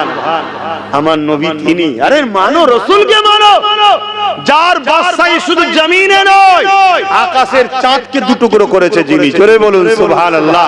জিনার ইশারায় সূর্য দুবারা ফিরে এসেছে। হ্যাঁ, কই মাকালা। আজকে যারা আমার নবীর বিরোধী করে, পৃথিবীর সমস্ত সুলতানগুলোকে এক জায়গায় করো, সমস্ত বাদশাগুলোকে এক জায়গায় করো, তাতে আমাদের প্রধানমন্ত্রী নরেন্দ্র দামোদর মোদীকেও এক জায়গায় করো, আর আমেরিকার ডোনাল্ড ট্রাম্পকেও করো, সব কটাকে এক জায়গায় করে একটা বাতি জ্বলতে শুধু বলো ইশারা করে একটু সরে যা, সরে যা। শুধু বল একটু সরে যা, কেউ পারবে? আর আমার হুজুর दोनों জাহানের সুলতান মদিনাওয়ালা কামলিওয়ালাকে আবু জেহেল হারাতে এসেছে একটা জাদুকর নিয়ে, জানেন তো নাকি? হ্যাঁ সবই জানেন, একটু বলে দেবো এসেছে যখন তবে না। হ্যাঁ জাদুকরটার নাম হলো হাবিব ইয়ামানি, ইয়ামানে বাড়ি। জাদু করতো পৃথিবীর তৎকালীন সময় সবথেকে বড় জাদুকর ছিল। যেমন ভারত বিখ্যাত জাদুকর ছিল জাদুকর জয়পাল, নাম শুনেছেন না? গরিবে নওয়াজকে জাদু করেছিল। গরিবে নওয়াজ আগুনের বান মারছিল, গরিবে নওয়াজ বলছিল কে পাঠিয়েছে তার কাছে যা। ওই বান ঘুরে জয়পালের পিছনে তাড়া করেছে, জয়পাল ছুটছে, এত জাদুর পা ছিল, জাদু ছড়ির উপরে বসে আকাশে উঠছে, পালাচ্ছে। গরিবে নওয়াজ হরম জুতোকে বলেছে নাবিয়ে লিয়ায়, জুতো গিয়ে জাদুঘরের মাথায় মারতে মারতে মারতে মারতে নাবিয়ে এনেছে। খাজা হুজুরের জুতোর বাড়ি খেয়েছিল বলে তকদির খুলেছিল। কেন? খাজা হুজুরের কাছে সে বলেছিল হুজুর আমার মতো জাদুঘর কেউ নাই, আপনি সত্যি আল্লাহর পক্ষ থেকে এসেছেন, আপনি জাদুকর নয়, আপনি আল্লাহর পক্ষ থেকে এসেছেন, আমাকে কলমা পড়িয়ে আপনার সাথী বানান। জোরে বলুন সুবহানাল্লাহ, আরো জোরে বলুন সুবহানাল্লাহ। এই ইতিহাস হিন্দুস্তানের ইতিহাস। 850 বছর আগে যে গরিবে নওয়াজ এসে হিন্দুস্তানের শোষিত বঞ্চিত লাঞ্ছিত অপমানিত ক্ষুধার্ত মানুষকে সাহায্য করেছিল সেই গরিবে নওয়াজ। এক জায়গায় আগুনের পুজো হচ্ছে, আগুনের উপাসনা, 40 জন আগুনের উপাসনা করছে। গরিবে নওয়াজ বলছে কি করছো? বলছে আমরা আগুন খোদার উপাসনা করছি, আগুন দেবতার উপাসনা করছি। গরিবে নওয়াজ বলছে কতদিন? বলছে 40 বছর। 40 জন 40 বছর ধরে করছে। তো বললো একজনকে হাত দাও, এতদিন যখন উপাসনা করছে হাত দাও, যাকে এত মানো সে তোমায় তো ভালোবাসবে নাকি ভাই? এক কথা বলছে না, কারো সঙ্গে 4 ঘন্টা ট্রেনে আস্তে আস্তে গল্প হলে বন্ধুত্ব হয়ে যায়, ভাই তুই আমার নম্বর লে, তুই আমার নম্বর লে, একে অপরে হাই হ্যালো হয়। তুই 40 বছর তার উপাসনা করেছিস, একটু তো প্রেম হওয়া দরকার, হাত দে। তারা বলছে এটা কখনো হয়, যদি পুড়ে যায়। গরিবে নওয়াজ বলছে আগুনের ক্ষমতা নেই, পোড়াতে পারে। জোরে বলুন সুবহানাল্লাহ। আপনাদের কি মনে হয় আগুনের ক্ষমতা আছে? জোরে বলুন ক্ষমতা আছে? আমি সবার মুখে শুনতে চাইছি ক্ষমতা আছে আগুনের? না, যদি ক্ষমতা থাকতো আমাদের আব্বা জান হযরত ইব্রাহিম আলাইহিস সালামকে 4000 বছর আগে ইরাকের ব্যাবিলন শহরে জন্মগ্রহণ করেছিলেন, এবং সেই জায়গাতে নমরুদ পৃথিবীর রাজা ছিল। ইব্রাহিম সাল্লাম জালিম রাজার বিরুদ্ধে কথা বলার জন্য তিনাকে আগুন তৈরি করে আগুনে ফেলেছিল। যে জায়গায় আগুন ফেলেছিল ওই জায়গা গত বছর আলহামদুলিল্লাহ আমি দেখে এসেছি, আমার বাপকে কোথায় ফেলেছে, কিন্তু আমার আব্বা আগুনের মধ্যে গিয়েছিল, এক বড় চিন্তা করেনি। জিবরাইল এসে বলেছে হুজুর বলুন সাহায্য করব। আমাদের আব্বা বলেছিল সৃষ্টিকর্তা ছাড়া কারো সাহায্য লাগবে না, অতএব তিনি আমার জন্য যথেষ্ট। আল্লাহ খুশি হয়ে গেলেন, আগুনকে বললেন আগুন ইব্রাহিমের জন্য তুমি একটা ফুলের বাগিচা হয়ে যাও। জোরে বলুন সুবহানাল্লাহ। ইব্রাহিমের চাচা আজর, বাপের নাম আজর নয়, কিন্তু তৎকালীন সময় বা আগেকার স্টাইলে চাচাকেও বাপে বলে তুলনা করা হতো, এজন্য আজরকে বাপ বলা হয়, কিন্তু ওনার আব্বার নাম আজর নয়, তারিক বলা হয়। যাই হোক, ওনার আব্বা আজর ওই নমরুদের বাড়ির ছাদে উঠেছে, ছাদে উঠে আগুনের দিকে তাকাচ্ছে, দেখছে ইব্রাহিম ওই আগুনের ভেতরেই একটা ফুলের বাগান, সেই বাগানে বসে খানা খাচ্ছে। জোরে বলুন সুবহানাল্লাহ। আজর নমরুদের বাড়ির ছাদের উপর থেকে বলেছিল ইব্রাহিম সত্যি তোমার খোদা বড়। জোরে বলুন সুবহানাল্লাহ। কিন্তু কপাল ফাটা হিদায়াত হয়নি। চাচা হিদায়াত হয়নি কেন? রাজার পোষা গোলাম ছিল। কথা বুঝে আসছে? আজও আমাদের পাড়ার কিছু চাচা আছে হিদায়াত হচ্ছে না, পাইপোদের পিছনে লেগে আছে। আরে বয়স হলো তোরে বাপ, যা পাটি ফাটি করেছে বা ছাড়ো না, ছেলেগুলোকে একটু করতে দাও না। না এখনো লুটবো আমি। কথা কি কষ্ট হয়ে গেল নাকি? আমি সবার কথা বলি, আমি কিছু বলি। আবার কিছু চাচা আছে ভাইপোকে বলছে আগা আমি আছি তোর পিছনে, তোর কে আয়গা হাত দিয়ে দেখালো বখনি আমি। এ আছে না? তাহলে সবটাই আছে, এটা দুনিয়া চলতে হবে, কি করা যাবে, সবকে নিয়েই চলতে হবে, ভালো মন্দ নিয়েই তো দুনিয়া। তো যাই হোক, চলে আসেন হযরতে গরিবে নওয়াজ, তিনি বলেন আগুনের ক্ষমতা নেই পোড়াতে পারে। ওই 40 জন জোশে এসে গেছে, বলে তাহলে তুমি হাত দাও। গরিবে নওয়াজ বলছে আমি তো কখনো আগুনের উপাসনা করিনি। আপনারা করেন নাকি আগুনের উপাসনা? না, আমি তো উপাসনা তার করি যিনি আগুনকে সৃষ্টি করেছেন। জোরে বলুন সুবহানাল্লাহ। তোরা সৃষ্টির উপাসনা করিস, আমি মঈনুদ্দিন স্রষ্টার উপাসনা করি। জোরে বলুন সুবহানাল্লাহ। আমরা পাহাড়ের উপাসনা করি না, পাহাড় যিনি বানিয়েছে তার উপাসনা করি। আমরা চাঁদের উপাসনা করি না, চাঁদকে যিনি বানিয়েছে তার উপাসনা করি। আমরা সূর্যের উপাসনা করিনি, সূর্যকে যে বানিয়েছে তার উপাসনা করি। আমরা কোন ঝড়কে দেখে ভয় খাই না, ঝড়ের উপাসনা করি না। ঝড়টা যিনি দেয়, তুফানটা যিনি দেয়, আমাদেরকে পরীক্ষা টেস্টের জন্য তিনার উপাসনা করি আমরা। শুনছেন তো নাকি? আমরা কোন সাগরের উপাসনা করি না, সাগর যিনি বানিয়েছে তিনার উপাসনা করি। তা গরিবে নওয়াজ যখন কথা বললেন, তারা তো বললো, যখন গরিবে নওয়াজ বললো তোরা যখন বলছিস, তাহলে ওই পাশেই তাদের একটা ছেলে ছিল, পরিবার থাকে, আগে সব জঙ্গল টঙ্গলে ভাট ভাট, বাচ্চা ছেলে ঘুরছিল। গরিবে নওয়াজ এই বাচ্চাটাকে গেছে যে কোলে নিয়েছে আর এসেই আগুনে ধরে গেছে। মানে একটু গর্ত মতো করে আগুন জ্বলছিল, তাতে নেমে গেছে গরিবে নওয়াজ। আর বাচ্চাটা কোলে। কাদের বাচ্চা? আগুন পূজারীদের। শুনছেন তো নাকি? তারা তো চিৎকার চেঁচামেচি শুরু করে দিয়েছে, কোথা থেকে ফকির এলো, কোথা থেকে মুসলিম এলো, এসে আমার বললো আমাদের বাচ্চাটাকেও মারলো। ওই হই কারবার, ভিড় জমছে না জমে না, চিৎকার চেঁচামেচি হচ্ছে। তাদেরই আত্মীয় স্বজন জ্ঞাতি গুতি যা ছিল সব চলে এসেছে। তখন তার এই সিস্টেম নেই, হ্যালো এত নম্বরে কল করেছি, জলদি করে পানির গাড়ি পাঠাও। ছিল নাকি ভাই? আরে 800 বছর আগের কথা। সেই কুতা কুয়া হয়তো একটা 50 কিলোমিটার দূরে, সেখান থেকে পানি নিয়ে আসতে হবে। হাজারো রকম সমস্যা, বেশ দীর্ঘক্ষণ কেটে যাচ্ছে। গরিবে নওয়াজ আস্তে আস্তে আস্তে আস্তে এরকম যারা সুরঙ্গ করে একটা বড় গেট করা ছিল আগুনটা, কত বুঝে আসছে, এরকম লম্বা, যেমন ইট ভাটা দেখেছেন না, চুলো হয়, এটা গেট হয়। তার ভেতর থেকে গরিবে নওয়াজ আস্তে আস্তে কাপড় ঝাড়তে যাচ্ছে, বাচ্চাটাকে নিয়ে বেরোচ্ছে। জোরে বলুন আরো জোরে বলে। 40 জন উঠে দাঁড়িয়ে এবার গরিবে নওয়াজকে বলছে, আপনি তো আমাদের খোদা। বলুন নাউজুবিল্লাহ। গরিবে নওয়াজ বলছে, হাই রে বোকা, এটাই তো বুঝাতে চাইছি, তুইও মানুষ আমিও মানুষ, তোর আমার মধ্যে পার্থক্য এটা, তুই স্রষ্টাকে চিনলি না। স্রষ্টা আমাকে আগুন থেকে বাঁচিয়েছে, আমার ক্ষমতায় আমি বাঁচিনি, স্রষ্টা বাঁচিয়েছে। কেন? আমি স্রষ্টার হয়েছি, তুইও হয়ে যা, স্রষ্টা তোকে বাঁচাবে, দুনিয়ার আগুন থেকে জাহান্নামের আগুন থেকেও বাঁচাবে। কথা শুনছেন? তখন তারা গরিবে নওয়াজকে বললেন, আমরা আপনার শিষ্য হতে চাই। গরিবে নওয়াজ তাদেরকে কলমা পড়ালেন।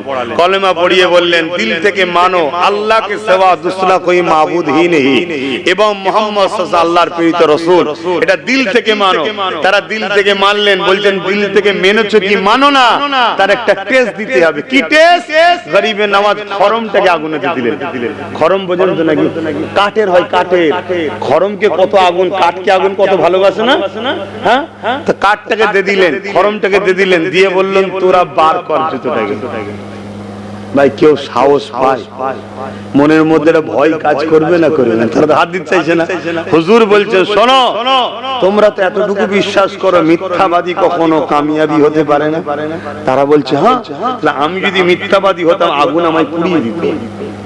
তোমরা আমার কথা বিশ্বাস রাখো, যদি দিল থেকে তোমরা আল্লাহকে মানো এক বলে, আর মুহাম্মদ সাল্লাল্লাহু আলাইহি ওয়াসাল্লামকে রাসূল বলে মানো, আমি মঈনুদ্দিন বলছি আগুনের ক্ষমতা নেই তোমাদের হাতের পশম পুরাতে পারে। জোরে বলুন সুবহানাল্লাহ। হ্যাঁ, আমরা সেই ইমানদার হতে পারিনি, তাই তো ভীতু আমরা। ইমানদারের কখনো কেউ ক্ষতি করতে পারে না। ইমানদারের তো শাহাদাতের স্বপ্ন থাকে যে আল্লাহ আমাকে শহীদ করে। তারা হুজুরের কথা শুনে বিশ্বাস করে সবাই হাত, যাই হোক বার করলো, সবাই হাত ঘুরিয়ে দেখছে, একটা কারো হাতের পশমও পড়ে নে। জোরে বলুন সুবহানাল্লাহ। যে কথা বলতে গিয়ে চলে গেলাম এত দূরে। জাদুকর হাবিব ইয়ামানি পৃথিবীর বড় জাদুকর ছিল। সেই জাদুকর চলে এসেছে। আবু জেহেল তাকে ইনভাইট করেছে মুহাম্মদ রাসূলকে হারাবে বলে, কোনো দিক দিয়ে হারাতে পারছে না, হারাবে বলে ইনভাইট করেছে। অনেক কিছু খাওয়া দাওয়া করিয়ে, আর এই চাঁদনি রাত, পুরো গোল চাঁদ, 14 চাঁদ উঠেছে। আরবিতে মাস আগে আসে, আরবিতে রাত আগে আসে, তো পুরো চাঁদ আকাশে গোল। আমার নবী আবু কুবাইস বলে একটা পাহাড় আছে মক্কায়, এখনো সে পাহাড় আছে। আলহামদুলিল্লাহ আমি গেছি। সেই আবু কুবাইস পাহাড়ে ধারে নবী আমার এই রাত্রিরে একটু হাঁটাহাঁটি করছে। খাওয়া দাওয়া করে হাঁটাহাঁটি করতে জানেন, একটু হাঁটাহাঁটি করছে। আর আবু জেহেল ওই হাবিব ইয়ামানি এবং আরো দলবল নিয়ে এসছে, চালা চামটা। কেন? মুহাম্মদ রাসূল হারবে, আমরা সবাই একটু হা হা করে হাসবো, আর কি করব, ঠাট্টা করব। ও জানে আজকে মোহাম্মদ রসুল হারবে। কেন?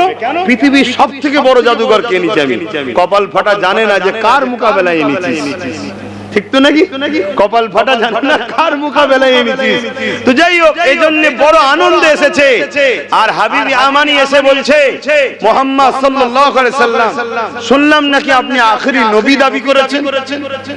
আল্লাহ নবী বললেন, লা ইলাহা ইল্লাল্লাহ আনা মুহাম্মদ রাসূলুল্লাহ, আমি মুহাম্মদ আল্লাহর প্রেরিত রাসূল, আমি দাবি করিনি, আল্লাহ আমায় পাঠিয়েছেন। জোরে বলুন সুবহানাল্লাহ।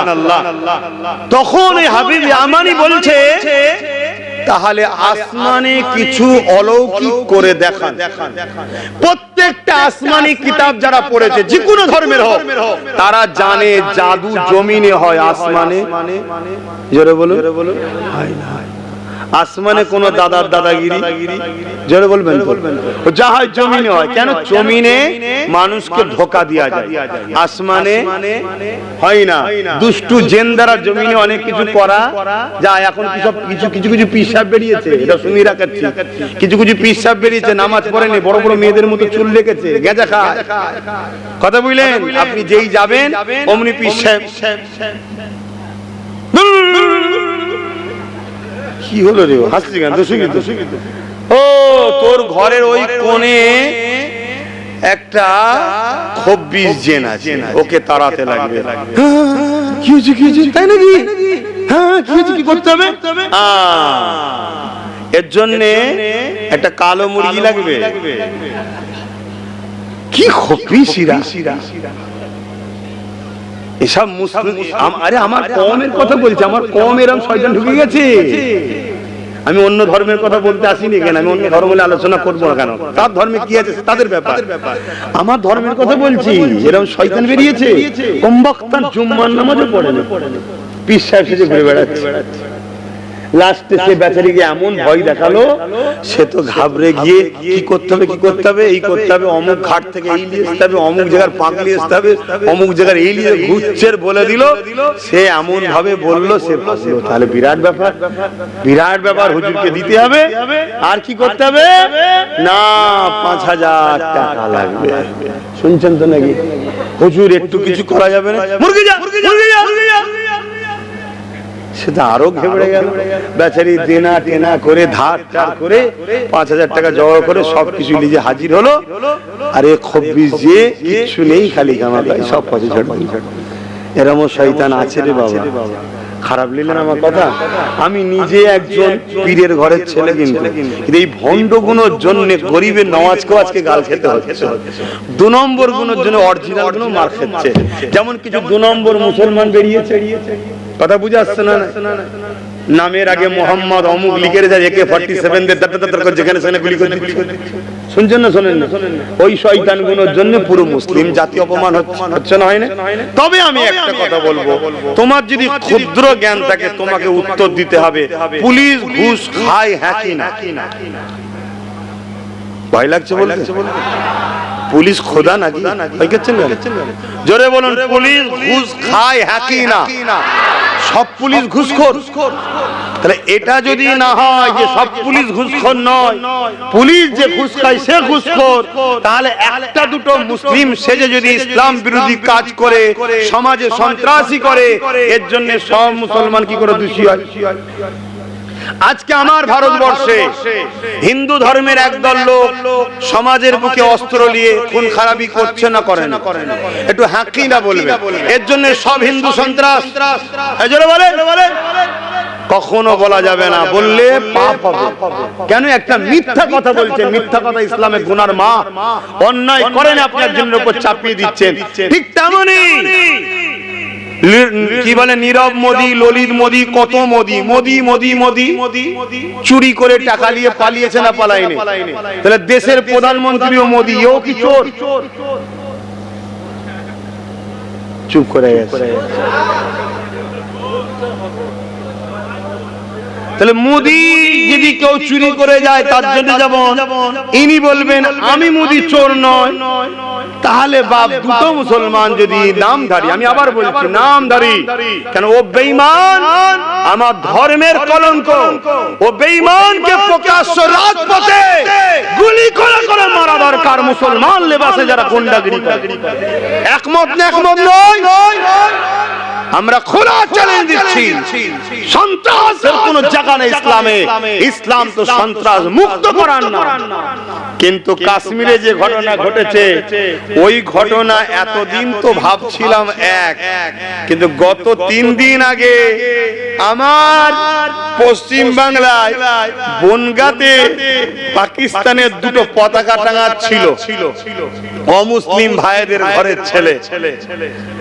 কোন ধর্মের সঙ্গে জড়াচ্ছি না, অমুসলিম, মুসলমান নয়। তাদেরকে ধরলো, এসপি বাইট দিল, কথা বুঝে আসছে, এসপিএফ থেকে ধরলো, তাকে 12 ঘন্টার মধ্যে ছেড়ে দিল। এই ঘটনার পর কাশ্মীরের হামলার পিছনে আমার মাইন্ড একটু উল্টো হয়ে গেছে। আমার মনে হচ্ছে এটা করানো হয়েছে। কেন? এটাকে করিয়ে দিবার পরেই পুরো দেশ জুড়ে মুসলমানদের ঘরে গণহত্যা করা হচ্ছে। গাড়িতে জ্যান্ত মুসলমানকে পুড়িয়ে দেওয়া হয়েছে, বিভিন্ন রাজ্যে মুসলমানকে তাড়িয়ে দেওয়া হচ্ছে। শুনছেন না? শোনেন না? আচ্ছা বলুন, আমাদেরও তো প্রতিবেশী বাঙালি, মুসলিম অমুসলিম কম বেশি 50-20 লক্ষ বা সরকারি হিসাবে 20 লক্ষ, 50 লক্ষ লোক পশ্চিম বাংলা থেকে বাইরের রাজ্যে কাজ করে। কি জন্য ভাই? রুজি রোজগারের জন্য। তা পশ্চিম বাংলার বাইরে যত রাজ্য আছে ভারতের নয়? তাহলে ভারতের ছেলে ভারতেই কাজ করছে। কিন্তু আজকে সেই সব রাজ্য থেকে বাঙালিদের ঘরে তাড়ানো হচ্ছে, বিশেষ করে আবার মুসলমান। মনে রাখবেন, বাঙালিদের ঘরে অবাঙালিরা পছন্দ করে না। এটা মাথার মধ্যে গেঁথে নেন। আপনি বাঙালি হিন্দু হন আর বাঙালি মুসলমান হন, বাঙালিদের ঘরে পছন্দ করে না। কেন করে না? এর পিছনে অনেক ইতিহাস আছে। আমি শুধু ছোট্ট একটা ইতিহাস বলছি। এই বাংলায় মারাঠিরা একবার হামলা করে 4 লক্ষ হিন্দুদের ঘরে মেরেছিল। মারাঠিরা, শুনছেন না? শোনেন না? বাঙালিদের ঘরে পছন্দ করে না, এরকম প্রচুর ইতিহাস আছে, আমি ওদিকে যাচ্ছি না। তো সেই জায়গায় এই যে তাড়িয়ে দিচ্ছে পশ্চিম বাংলার যারা বাইরে রাজ্যে গেছে, তাদেরকে মারছে, খুন করছে, প্রশাসন দিয়ে হুমকি দেওয়া হচ্ছে 24 ঘন্টার মধ্যে বেরিয়ে যাও, না হয় তোমাদের ঘরে অ্যারেস্ট করা হবে, খুন করে দেওয়া হবে, নানা রকম ভাবে নানান রকম ভাবে হুমকি দিচ্ছে। আপনারা কি জানেন পশ্চিম বাংলার সরকার এ বিষয়ে কোন রকম ভূমিকা দেখিয়েছে? এ বিষয়ে কোন রকম কথা বলেছে? কারণ কি? একটা তো গভর্নমেন্ট, আপনার তো একটা বাইট দেওয়া দরকার যে আমার রাজ্যের 20 লক্ষ আর 50 লক্ষ ছেলে বিভিন্ন রাজ্যে কাজ করে, তারা ভারতের মধ্যেই আমার রাজ্যের ছেলেগুলোকে এইভাবে মারা হচ্ছে কেন? একটা কোন কড়া বাইট তিনি দিয়েছে? কোন রাজ্যের সিএম এর সঙ্গে যোগাযোগ করেছে? রাজ্য সরকারও চাইছে, মারছে, ঠিক করছে। শুনছেন না? শুনেন?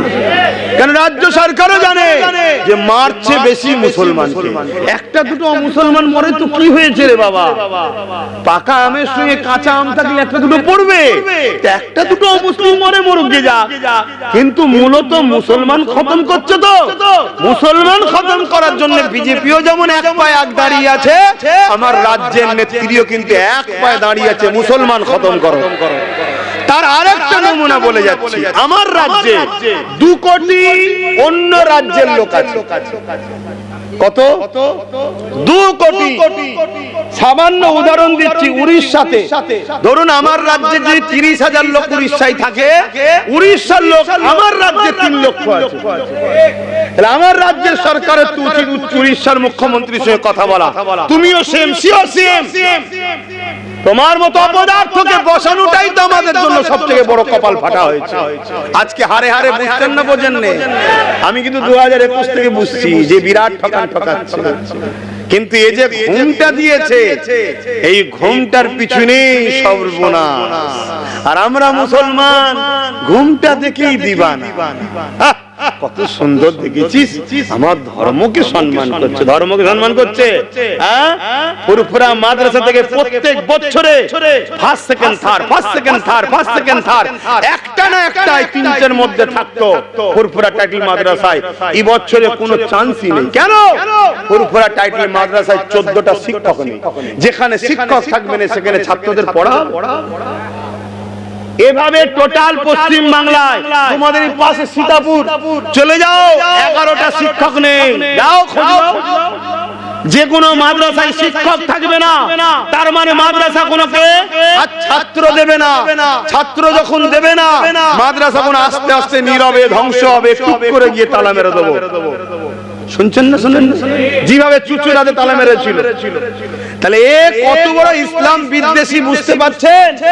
আমরা সবাই জানি কেন্দ্রে যে সরকার আছে সে সরকার ইসলামের চরম দুশমন।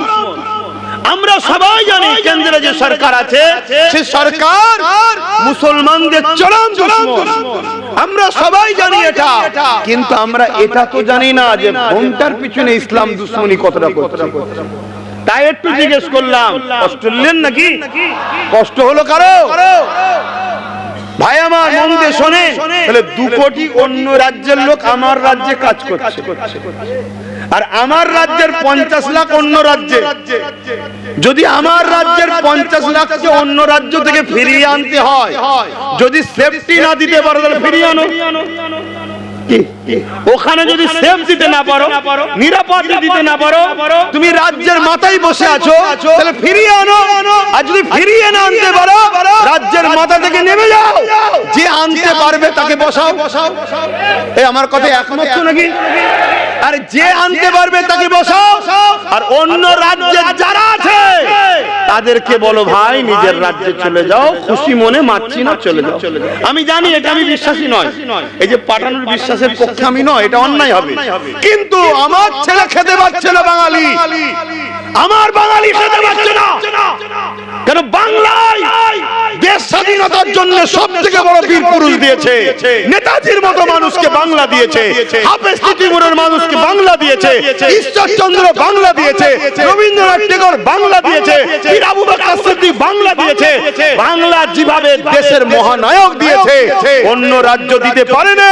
এজন্য ব্রিটিশদের রাগ বাংলার উপরে বেশি। ব্রিটিশ যে তার চেলা ছেড়ে গেছে, সেই চেলাদেরও রাগ বাংলার উপরে বেশি। মাথায় ঢুকছে না? ঢুকে না? এই নিয়ে কথা বলার দরকার আছে না? আন্দোলনের দরকার আছে না? না, ওই আন্দোলন হচ্ছে।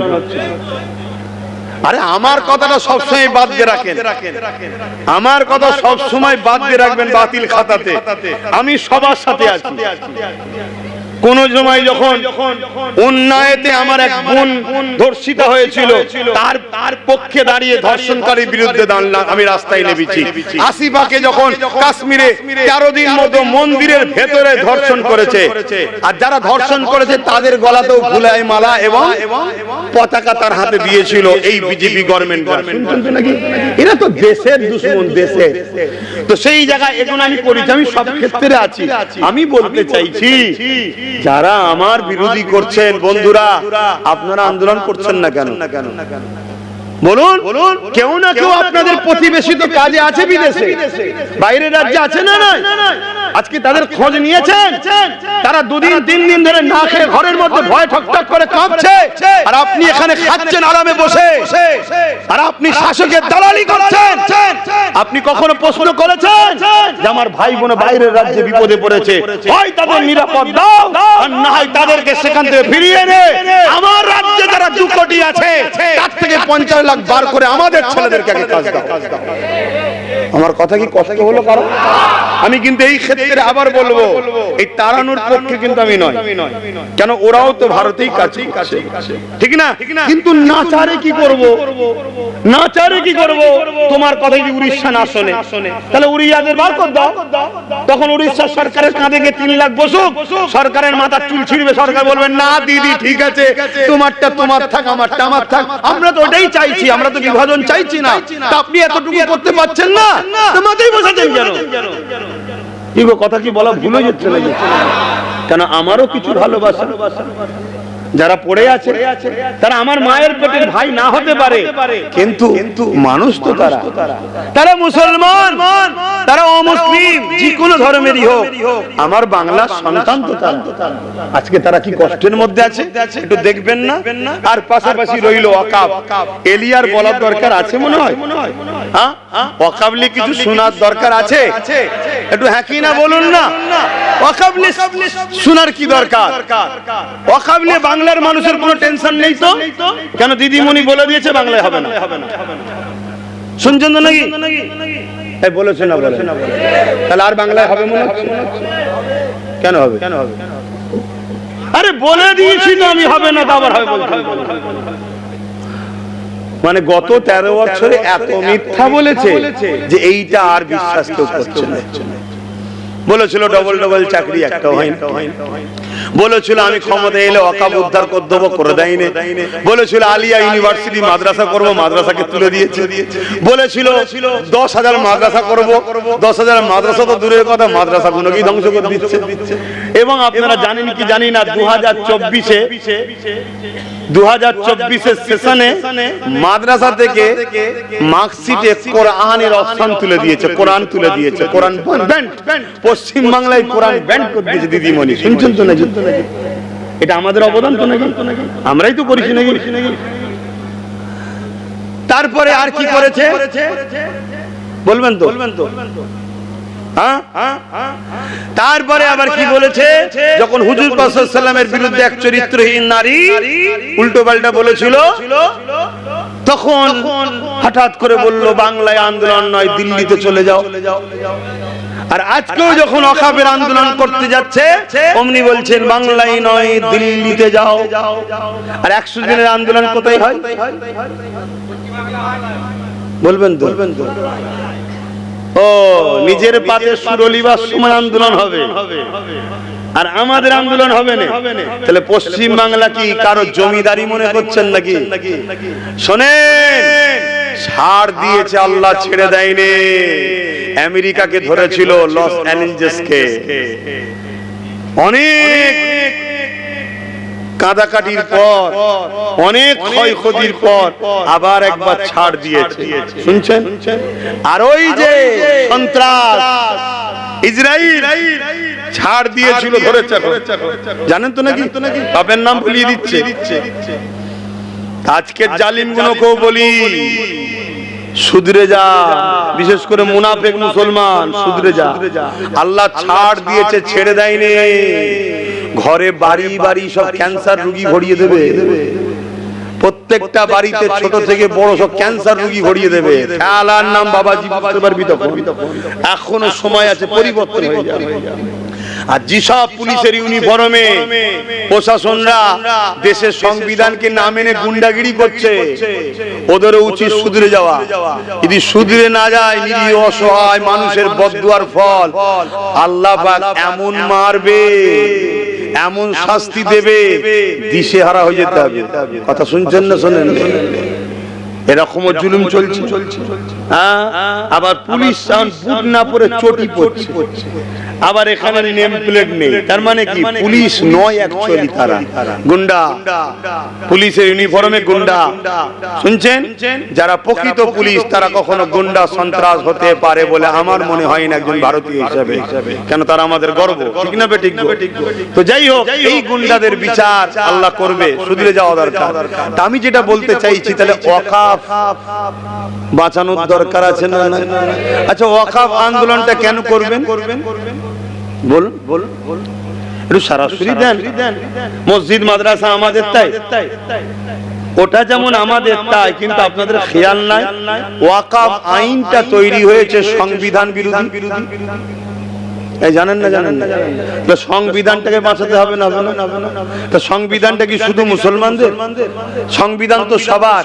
তো ওয়াকাফ আইনটা তৈরি হয়েছে সংবিধানকে বিরোধী করে।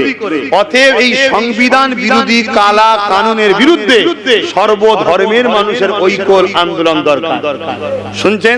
এটা সবাইকে বুঝাতে হবে। তাহলে দ্বিতীয় নম্বর, ওয়াকাফ মসজিদ মাদ্রাসা দ্বীন ইসলামের প্রপার্টি, এটা এটাকে কেন্দ্র সরকার সম্পূর্ণভাবে লুটে বড় বড় কর্পোরেটদের হাতে এই জমি জায়গাগুলো তুলে দিতে চাইছে।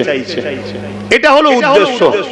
কিন্তু এই উদ্দেশ্যটা ওর জাগলো কেন, এটা আপনাদের জানা দরকার আছে না? দীর্ঘদিন যদি একটা প্লট পড়ে থাকে আর চারিদিকের লোক যদি প্লট থেকে দখল করে করে খায়, তাহলে আপনারও একটু ইচ্ছা যাবে না? সবাই দিচ্ছে, কিছু বলে না, আমি লোক অসুবিধা কি আছে? তো এই ওয়াকফকে দীর্ঘ বছর ধরে প্রত্যেকটা রাজ্যের গভর্নমেন্টরা চুরি করে করে খাচ্ছে, শুনছেন? তাই কেন্দ্র সরকারের এখন নজর পড়েছে যে এয়ারপোর্ট তো বিক্রি হয়ে গেল, রেল বিক্রি হয়ে গেল, সব বিক্রি হয়ে গেছে, এখন আছে কি? দেখলো জল জঙ্গলের সম্পদ আছে কাদের? আদিবাসীদের। বেচারারা এমনি গরিব মানুষ, তাদের কোনো নেতাও সেরকম নেই, শুনছেন তো নাকি? তাই 2023-এ আইন করে জল জঙ্গলের সম্পদকে কবজা করলো, করে জঙ্গলগুলোকে কেটে কর্পোরেটদের হাতে তুলে দিচ্ছে। কর্পোরেটদের হাতে জঙ্গল কেটে যখন তুলে দিল, এখানে দুটো সমস্যা। এক, আমার আদিবাসী ভাইয়েরা তাদের থাকার সমস্যা হবে, তাদের অধিকার হরণ হচ্ছে। দ্বিতীয় নম্বর, এই জঙ্গল কাটার জন্য পৃথিবীর ভারসাম্য তাপমাত্রা বাড়বে। বড় লোক তো এসি বাড়ি এসি গাড়িতে থাকবে, এসি অফিসে থাকবে, তোমরা কোথায় ঢুকবে? শুনছেন না? শোনেন না? তাহলে গরিব হিন্দু, গরিব আদিবাসী, গরিব দলিত, সাঁওতাল, বাগদি যারা আছে তারা কোথায় যাবে? তাহলে কেন্দ্র সরকার মুসলমানদের দুশ্মন তো নাকি? একটু বলবেন না, মুসলমানদের দুশ্মন তো? হ্যাঁ, সবার এক কথাই প্রত্যেকটা গরিবের দুশ্মন। শুনছেন? মুসলমান যদি বড় লোক হয়, কেন্দ্রের মন্ত্রীও হয়। হয়তো না? হয় না? কি নাম জানো? অফিসের নাম ধরো মনে থাকে না, বলবেন তো? এটা কে জানো? কেন্দ্র সরকারের এটা মুসলমান। মুসলমান তো নয়, আমি মুসলমান। মন্ত্রী আছে না? কেন? পয়সা আছে। আরে আমার ভাইয়েরা একটু শোনো না, অসুবিধা হচ্ছে নাকি? আরে পয়সা থাকলে কেন্দ্র সরকারের নেতা মন্ত্রীদের মুসলমান জামাইও হচ্ছে না? হয় না? হ্যাঁ, হচ্ছে, খোঁজ লাও। তাহলে এ সরকার গরিব মুসলমান, গরিব হিন্দু, গরিব আদিবাসী, গরিব দলিত, গরিব যে তারই দুশ্মন কেন্দ্র সরকার। মাথায় ঢুকলো তো নাকি? তাহলে আজকে আদিবাসী ভাইদের জল জঙ্গল নিল 2023-এ। আমরা কেউ আদিবাসীদের সাথ দিয়েছিলাম? কেন দিলেন না? অন্যায় করেছেন না? করেন না? বলেন করেছেন অন্যায়? আজকে তার খেসারত দিতে হচ্ছে। 2025-এ আমাদের ওয়াকফকে আইন করেছে। ঠিক আগামী দিন হিন্দু ভাইদের দেওবত্ব সম্পত্তি নেবে। শুনছেন না? শোনেন? হিন্দু ভাইদের দেওবত্ব সম্পত্তি নেবে। যেমন একটা গভর্নমেন্ট আইন করেছিল 15 বছরের উপরে সমস্ত গাড়ি বাতিল। আমার এই আলোচনা অসুবিধা হচ্ছে না? 15 বছরের উপরে সমস্ত গাড়ি বাতিল। বাস মালিক, লরি মালিক, ছোট মালিক, গাড়ির মালিক, প্রাইভেট গাড়ির মালিক সবাই রাস্তায় নেমে গেছে, আন্দোলন করছে, মানছি না, মানবো না। সরকার দেখছে সর্বনাশ, এই এত বড় আন্দোলনকে সামলাবো কি করে? এক কাজ কর, এদেরকে টুকরো টুকরো কর। কি করা যায়? সরকার বলল না না, শুধু লরি 15 বছর হলে ওগুলো। শুনলেন? তাহলে রাস্তায় এবারে কারা আন্দোলন করবে ভাই? শুধু লরিওয়ালা, লরির মালিক, বাস মালিক পালিয়েছে, প্রাইভেট মালিক, ছোট গাড়ি পালিয়েছে। আন্দোলন ছোট না বড়? ছোট। সরকার সাকসেসফুল হয়ে গেল, লরি বাতিল হয়ে গেল। লরি মালিকের মাথায় হাত, মন খারাপ করে বসে আছে। কয়েক বছর যেতে না যেতে গভর্নমেন্ট ঘোষণা করলো বাসগুলো বড় ধোঁয়া দূষণ হচ্ছে। প্রাইভেট গাড়ি থাকে থাক, প্রাইভেট তো গাড়ি চলে কম, পার্সোনাল চলে, বাসগুলো বাদ। লরি মালিক বলছে আমার বেলায় সাত দিসনি, তা তোর বেলায় আমি দেবো কেন? আর প্রাইভেট গাড়ি বলছে আমাকে যখন বাদ দেয়নি আমি কেন নামবো? তাহলে আন্দোলনটা ছোট না বড়? বাসও বাদ হয়ে গেল। এখন নতুন আবার নিয়ম হয়ে গেছে, প্রাইভেট গাড়িও 15 বছরের উপরে হলে যেই কাগজ জমা দিচ্ছ RCF দিচ্ছে না, বাতিল। সবটা বাতিল হলো না? হলো না? তাহলে প্রথমে যদি সবাইকে একসাথে ধরে সবার জমি খেয়ে নেবো, যত ধর্মের জায়গা আছে সব নিয়ে নেবো। ওয়াকাফ মানে কি ধর্মের জায়গা, দেবত্ব মানে কি ধর্মের জায়গা, জল জঙ্গল আদিবাসীদের জায়গা, এরকম এক একটা নাম আলাদা, প্রত্যেকের ধর্মীয় জায়গা আছে। তবে সব থেকে বেশি জায়গা হিন্দু ভাইদের দেবত্ব সম্পদ। কথা বুঝে আসছে? এই ভারত জুড়ে বিশাল জায়গা আছে। তো যাক, আমি যে কথা বলছিলাম, তাহলে প্রথমে আদিবাসীদের নিল, আমরা সবাই চুপ, মুসলমানের নিল, আদিবাসীও চুপ। এখন আমরা চিল্লাচ্ছি যে আমার বেলায় সাত দিসনি, তোর বেলায় দেবো কেন, সেই লড়িওয়ালার মতো হয়েছে। বুঝছেন তো নাকি?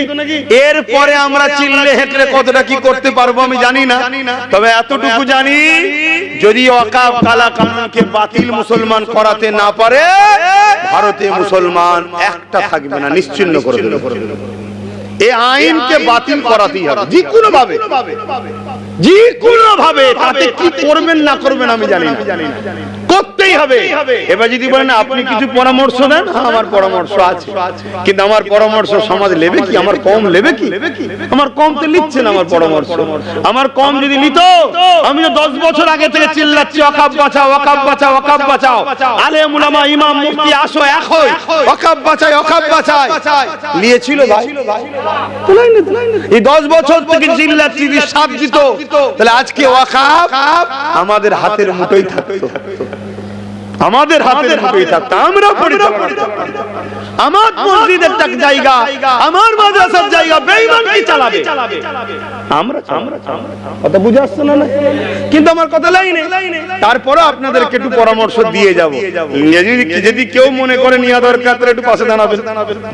2 থেকে 4, 4 থেকে 8, 8 থেকে 16, 16 থেকে 32, আস্তে আস্তে যদি বাড়ে, একদিন ইনশাআল্লাহ কামিয়াব হলো হতে পারি। চেষ্টা করতে হবে, আল্লাহর হুকুম, বাকিটা ফায়সালা আল্লাহ। তাহলে এরপরে দেবত্ব সম্পত্তিতে হাত দেবে কেন? এ সরকার পুঁজিপতিদের সরকার, শুনছেন তো নাকি? এ সরকার অন্য কোনো দিকে তাকায় না। তো যাক, সময়ের দিকে খেয়াল করার বাড়াচ্ছি না, আমি এতটুকু বলবো, ওয়াকাফকে বাঁচাবার আমার ক্ষুদ্র জ্ঞানে 3টে প্রসেসিং আছে। নাম্বার 1, আইন যখন কিছু হয়ে যায়, আইনের অস্ত্র দিয়ে তাকে কাটতে হবে। রাজ্যসভায়, লোকসভাতে আইন হয়েছে, কথা শুনছেন? রাজ্যপাল সই করেছে, সব জায়গা বন্ধ। এখন একটা জায়গা খোলা আছে, সুপ্রিম কোর্ট। সুপ্রিম কোর্টে যেতে হবে। কিন্তু বলুন তো, আপনি কেস করা, আমি কেস করা, আর একটা এমএলএ কেস করার মধ্যে পার্থক্য আছে না? আর একটা এমএলএ কেস করার, একটা রাজ্যের সিএম করার কেস করার মধ্যে পার্থক্য আছে না? একটা সাধারণ কেস করা মানে একটা নাগরিক, একটা এমএলএ কেস করা মানে 5 লক্ষ কম বেশি ভোটার, আর একটা সিএম কেস করা মানে 10.5 কোটি ভোটার মানুষের কেস। 8টা রাজ্য কেস করেছে, আমাদের দিদিমণি কিন্তু কেস করেনি। কেন? উনি মুসলমানদের ভালোবাসেন, উনি মুসলমানদেরকে দুধের গায়ের জন্য তো জানতে দেবে, কেস করবে কেন? উনি তো বলবে রাস্তায় আমি শুয়ে পড়বো, আমার বুকের উপর দিয়ে, কি বলে ওয়াকাফ করতে হবে নাকি, ওয়াকাফ আইন লাগু করতে হবে। উনি তো জান দেবে, উনি কোনো কেস করে নাকি? কেস তো করবে নওশাদ সিদ্দিকী, ছোটখাটো নেতা, ওরা কি দাম আছে, ও বোঝে না কেস করতে গেছে। কথা বুঝে আসে না? নাই, উনি তো আসবে ঘোমটা টোমটা দিয়ে, ইফতারে তরমুজ খাবে, খেয়ে বলবে আমি আছি, আপনারা কোনো চিন্তা করবেন না। কলকাতার রেড রোডে চলে যাবে, গিয়ে বলবে পুরো ভারতের মুসলমান বিপদে পড়ে গেল, আমি আছি। বাংলার মুসলমানকে তাড়িয়ে দিচ্ছে, ওনাকে পাওয়া যাচ্ছে না। বললো ভারতের মুসলমানের জন্য আছি, মানে পাম দিচ্ছে, আর আমরা পাম খাচ্ছি তো বটে, খাচ্ছি বলেই দিচ্ছে। আর উনিও দেখছে তো ডান দিকে আসায় মাসায় সব কিনা আমার গোলাম, হুজুর থেকে শুরু করে মুফতি মৌলানা সব তো ভাড়া দিয়ে রেখেছি, এদিকেও দেখছে সব কিনা। আমার বিরুদ্ধে কি বলবে কি? আমি তো মোল্লাদের মাথা কিনে রেখি, যা খুশি তাই বলে। শুনছেন তো নাকি?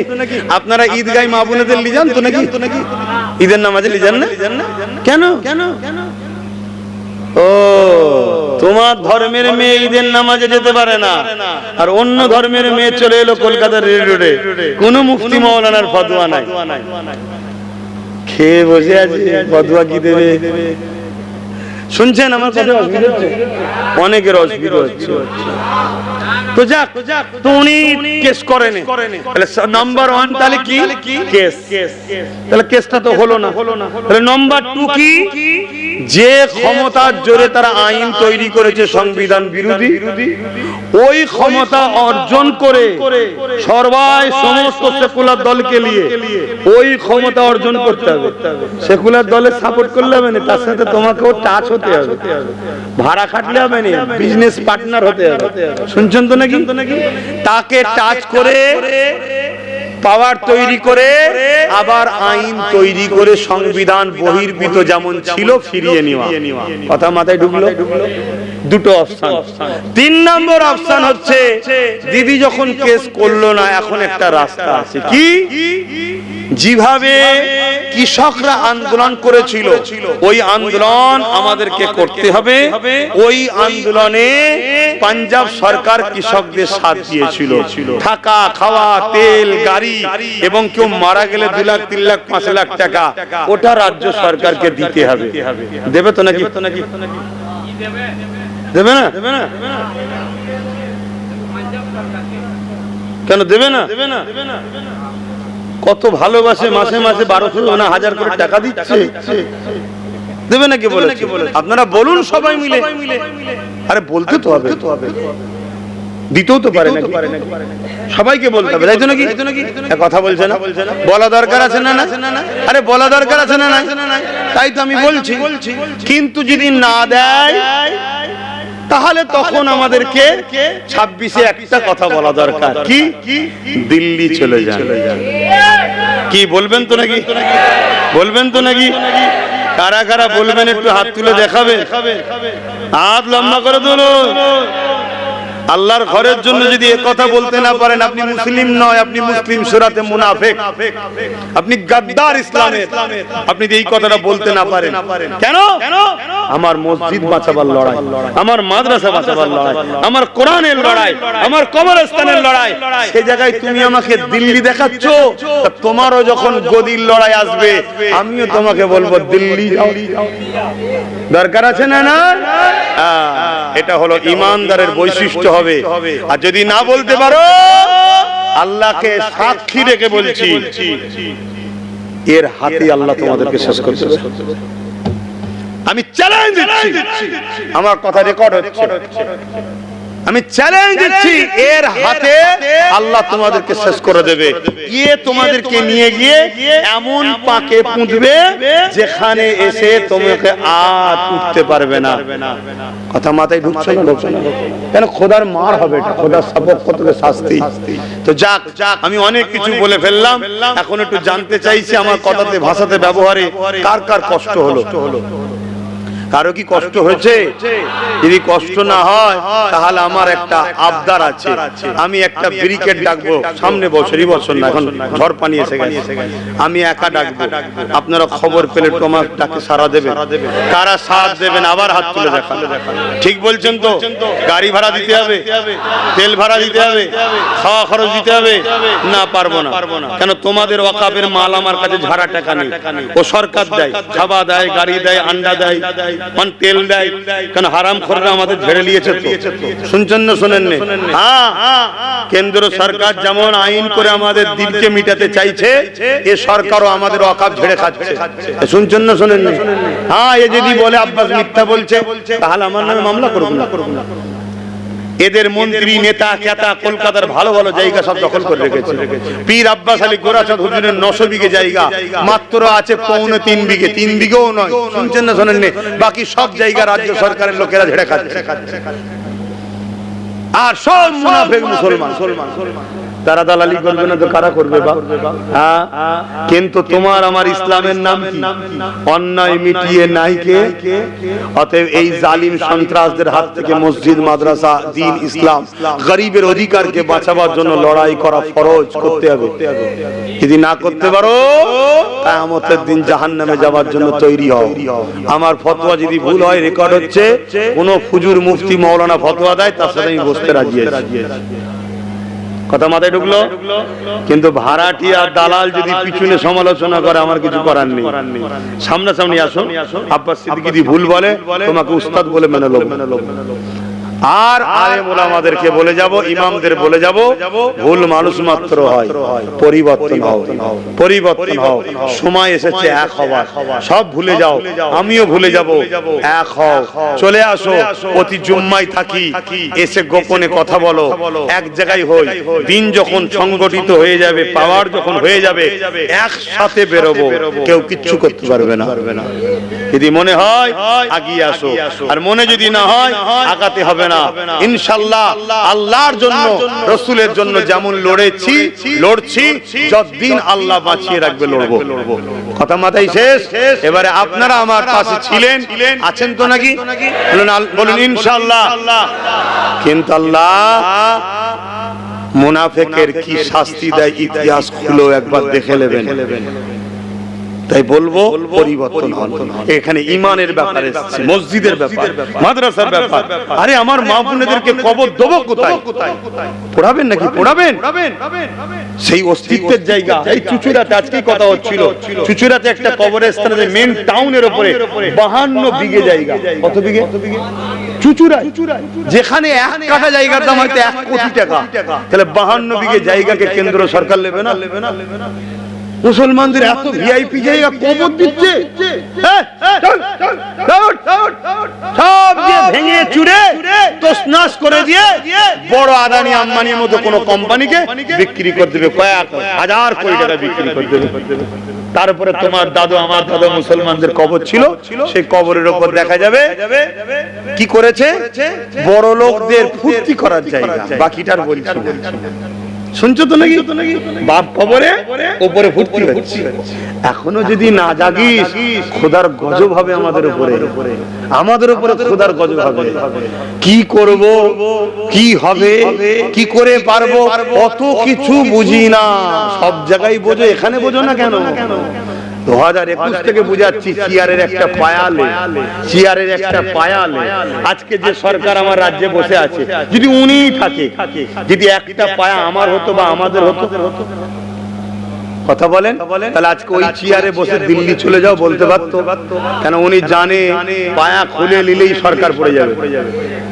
তাহলে আমার কথাটা কি ভুল ছিল সেদিন? তাহলে আমার বাপ তুলে মা তুলে গাল দিয়েছিল যারা, তাদের কি হবে এবারে? বলো। এরপরও বলছি, যদি তুমি তওবা করে ফিরে আসো, আল্লাহর রাস্তায় তোমায় মাফ করে দেব। চলো, দিনের খাতিরে মাকে গাল দিয়েছো, বাপকে গাল দিয়েছো, দিনের স্বার্থে মা বাপকে কুরবানি করে দেবো, সেই ইমানদার আমরা, অতএব তোমাকে মাফ করে দেবো। কিন্তু পরিবর্তন হতে হবে। আর যদি পরিবর্তন না হয়, আল্লাহর কাছে বিচার দিয়া আছে, তোর মরণটা কুকুরের মতো হবে। তোর মরণের সময় কলমা বেরোবে না। অনেক জালিম মরছে দেখছি তো, অনেক মরছে দেখছি, পিছনে লেগেছিল খোদার মার এমন হয়েছে, আমি দেখছি তো হাতে নাতে, হাজার হাজার দেখছি, 100 নয়, হাজার হাজার। তেল কেটে ফেলবে আল্লাহ। দাঁড়াও, তুমি যদি কোন বেঈমান নেতার জন্য চিল্লাতে পারো, তুমি যদি নিজেকে মনে করো আমার পিছনে প্রশাসন আছে, বেঈমান নেতা আছে, শুনে রেখে দাও, আব্বাস সিদ্দিকী আমিন আল্লাহর জন্য চিল্লাচ্ছে, আল্লাহর দ্বীনের জন্য চিল্লাচ্ছে, আমিও মনে করি আমার পাশে আমার আল্লাহ আছে। তাহলে আল্লাহ যখন আছে, তুমি আমার লোককে যে পুলিশ দিয়ে পিটাবে বলছো, আল্লাহ তোমায় হারে হারে মারবে। জন ছেলে পাগল হয়ে যাবে, জন্মে গলায় দড়ি দিয়ে মরে যাবে। সব ঘটছে রে বাপ, বাংলা পাল্লা নিয়েছিল আমার সাথে, ঘটছে, খোদার গজবে পড়ে যাচ্ছে। এখনো বলবো পরিবর্তন হও। এ চোখে আল্লাহ আমাকে 10 বছর আগে থেকে যা দেখাচ্ছে, আজকে তুমি তা শুনছো। আমি গত 2 বছর, 1 বছর 5 মাস আগে বলেছিলাম, আপনারা হয়তো অনেকে শুনেছেন, কি বলেছিলাম, যে 3 বছর সময় দিচ্ছি, তোমাদের চোখ দিয়ে পানি নয় রক্ত বেরোবে। কেউ কি এই কথা শুনেছেন? আমার অজে শুনেছিলেন তো? এখন 1 বছর 5 মাস হয়েছে, এখনো বাকি আছে 1 বছর 7 মাস। এর মধ্যে কি মনে হচ্ছে? চোখ দিয়ে পানি আর বেরোবে মনে হচ্ছে? খুন বেরোবে না মনে হচ্ছে? ওই তো তিলোত্তমা বোনের খুন বেরোলো, দেখলেন না চোখ দিয়ে? শুনেছেন না শোনেন না? খুন বেরিয়েছে না বেরোয়নি? একটা বোনের বেরিয়েছে, আগামী দিন অহরহ চোখ দিয়ে পানি নয় খুন বেরোবে, খুন। চোখের সামনে তোমাকে বেঁধে তোমার মা বোন বেটির রেপ করবে চোখের সামনে। ভাষা খারাপ লাগলে হুজুরকে আনবি নি বাপ। তোদের দাওয়াতের মুখাফিক কি আব্বাস সিদ্দিকী নয়? আমার আব্বাস সিদ্দিকী আল্লাহর মুখাফিক, রাসূলের মুখাফিক। আমি কথা মাথায় ঢুকছে না? ঢোকে না, কিন্তু হাকিকাতটা বলে যাচ্ছি। এখনো সময় আছে, এখনো সময় আছে। এক্ষুনি ওঠে দাঁড়াও, ইমানদার হও, ইমানদার লিডারের নেতৃত্ব মানো। নবী বলেছে কুরাইশের পিছনে দাঁড়াও। তোমরা কোন বেঈমানের পিছনে দাঁড়িয়ে তোমরা নিজেকে নামাজি মুসল্লি বলো? বলো কিসের মুসলমান তোমরা? কুরাইশের নেতৃত্ব মানতে হবে, রাসূলের হুকুম এটা, রাসূলের আদেশ এটা। তার আল্লাহ করে এতদিন ছিল না আলাদা কথা। আমি তো মনে করি নওশাদের মাথায় যে ঢুকেছিল আমার কথাটা, এটা আল্লাহর দয়া। না ও তো বলতে পারতো না না ভাই আমি সব জায়গায় যাব না, আমিও তো গদিতে বসবো, আমিও জলসা করব, বলতে পারতো না? পারতো না, কিন্তু ওর মাথায় আমার কথাটা ঢুকে গেছে। আমি বলেছিলাম ওকে যে আমি দেখ জলসা টলসা নেমে পড়েছি, পীর মুরিদি শুরু করে দিয়েছি, মহাফিলে যাচ্ছি, আমি হুজুর হয়ে গেছি। আমি এখন যদি কোনো জায়গায় দাঁড়াই নেতা মন্ত্রী হই, এই একটা দৃষ্টি চক্ষু লাগবে। তুই এখন ওয়াজি করিসনি, তোর জেনারেল লাইনে এমএ করা আছে, তোর আরবি লাইনে এমএ করা আছে, তুই যা, আমি তোর পাশে আছি। ওর মাথায় কথাটা ঢুকেছিল। আল্লাহ ওকে সাথ দিয়েছে, জিতেছে। তাই তো হজ হাউস থেকে মদের বোতল বার করতে পেরেছে। বাকি এতগুলো মুসলিম এমএলএ আছে, কেউ বার করতে পেরেছে? বার করলে পরের বার টিকিট পাবে না। এজন্য বলি পরের অফিসে চাকরি করে লাভ নেই, আয় নিজেরা নিজেদের করে লে। কথা মাথায় ঢুকছে তো? যাক, আমি কথা অনেক বলে ফেলছি, আপনাদের কষ্ট হচ্ছে তো নাকি? 8:30টার পর থেকেই বেশি করে বলছি। 8:30 পর্যন্ত আপনাদের টাইম ছিল, যেন ওই দিকে ছিলাম। 8:30টার পরে একটু নিজের ভাইয়ের দিকে গেলাম। অসুবিধা হচ্ছে নাকি? অনেকের অসুবিধা হয়, হতে পারে। আবার বাপ কি করব বল না, না বললেও নয়। জাতকে বাঁচাবার চেষ্টা করছি, পাশাপাশি গরিব অমুসলিমদেরও বাঁচাবার চেষ্টা করছি, কারণ তারাও মানুষ। আসুন একটু দাঁড়িয়ে যাই। ইয়া নবী,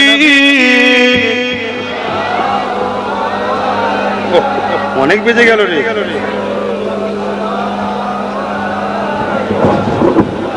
ও বাধা আছে, এ নেই কি বলে কর্ডলেস, থাক।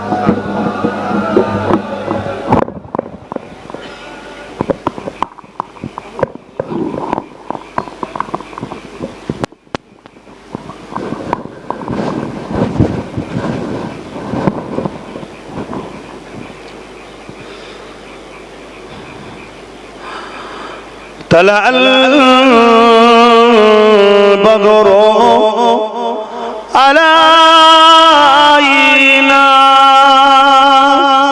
من شنيعة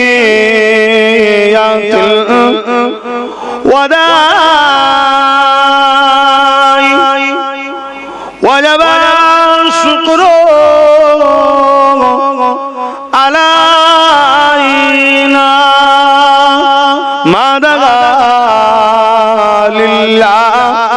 আহিদাই ইয়া নবী সালাম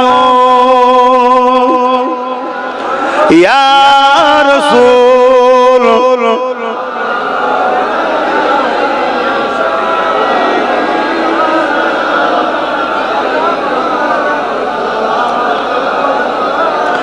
ইয়া নবী মদিনা হতে সব কিছুই পারে দেখিতে, মোদের লাশ কবরে রাখিলে লইবেন আপন করে নবী সালাম ইয়া রাসূল ইয়া হাবিব সালাম। সকলে গায়ে গায়ে হুসন বালাগাল উলা বিকামালি কাসাবাত তুজা বিজামালি حسنت جميع صالحه صلوا عليه وآله اللهم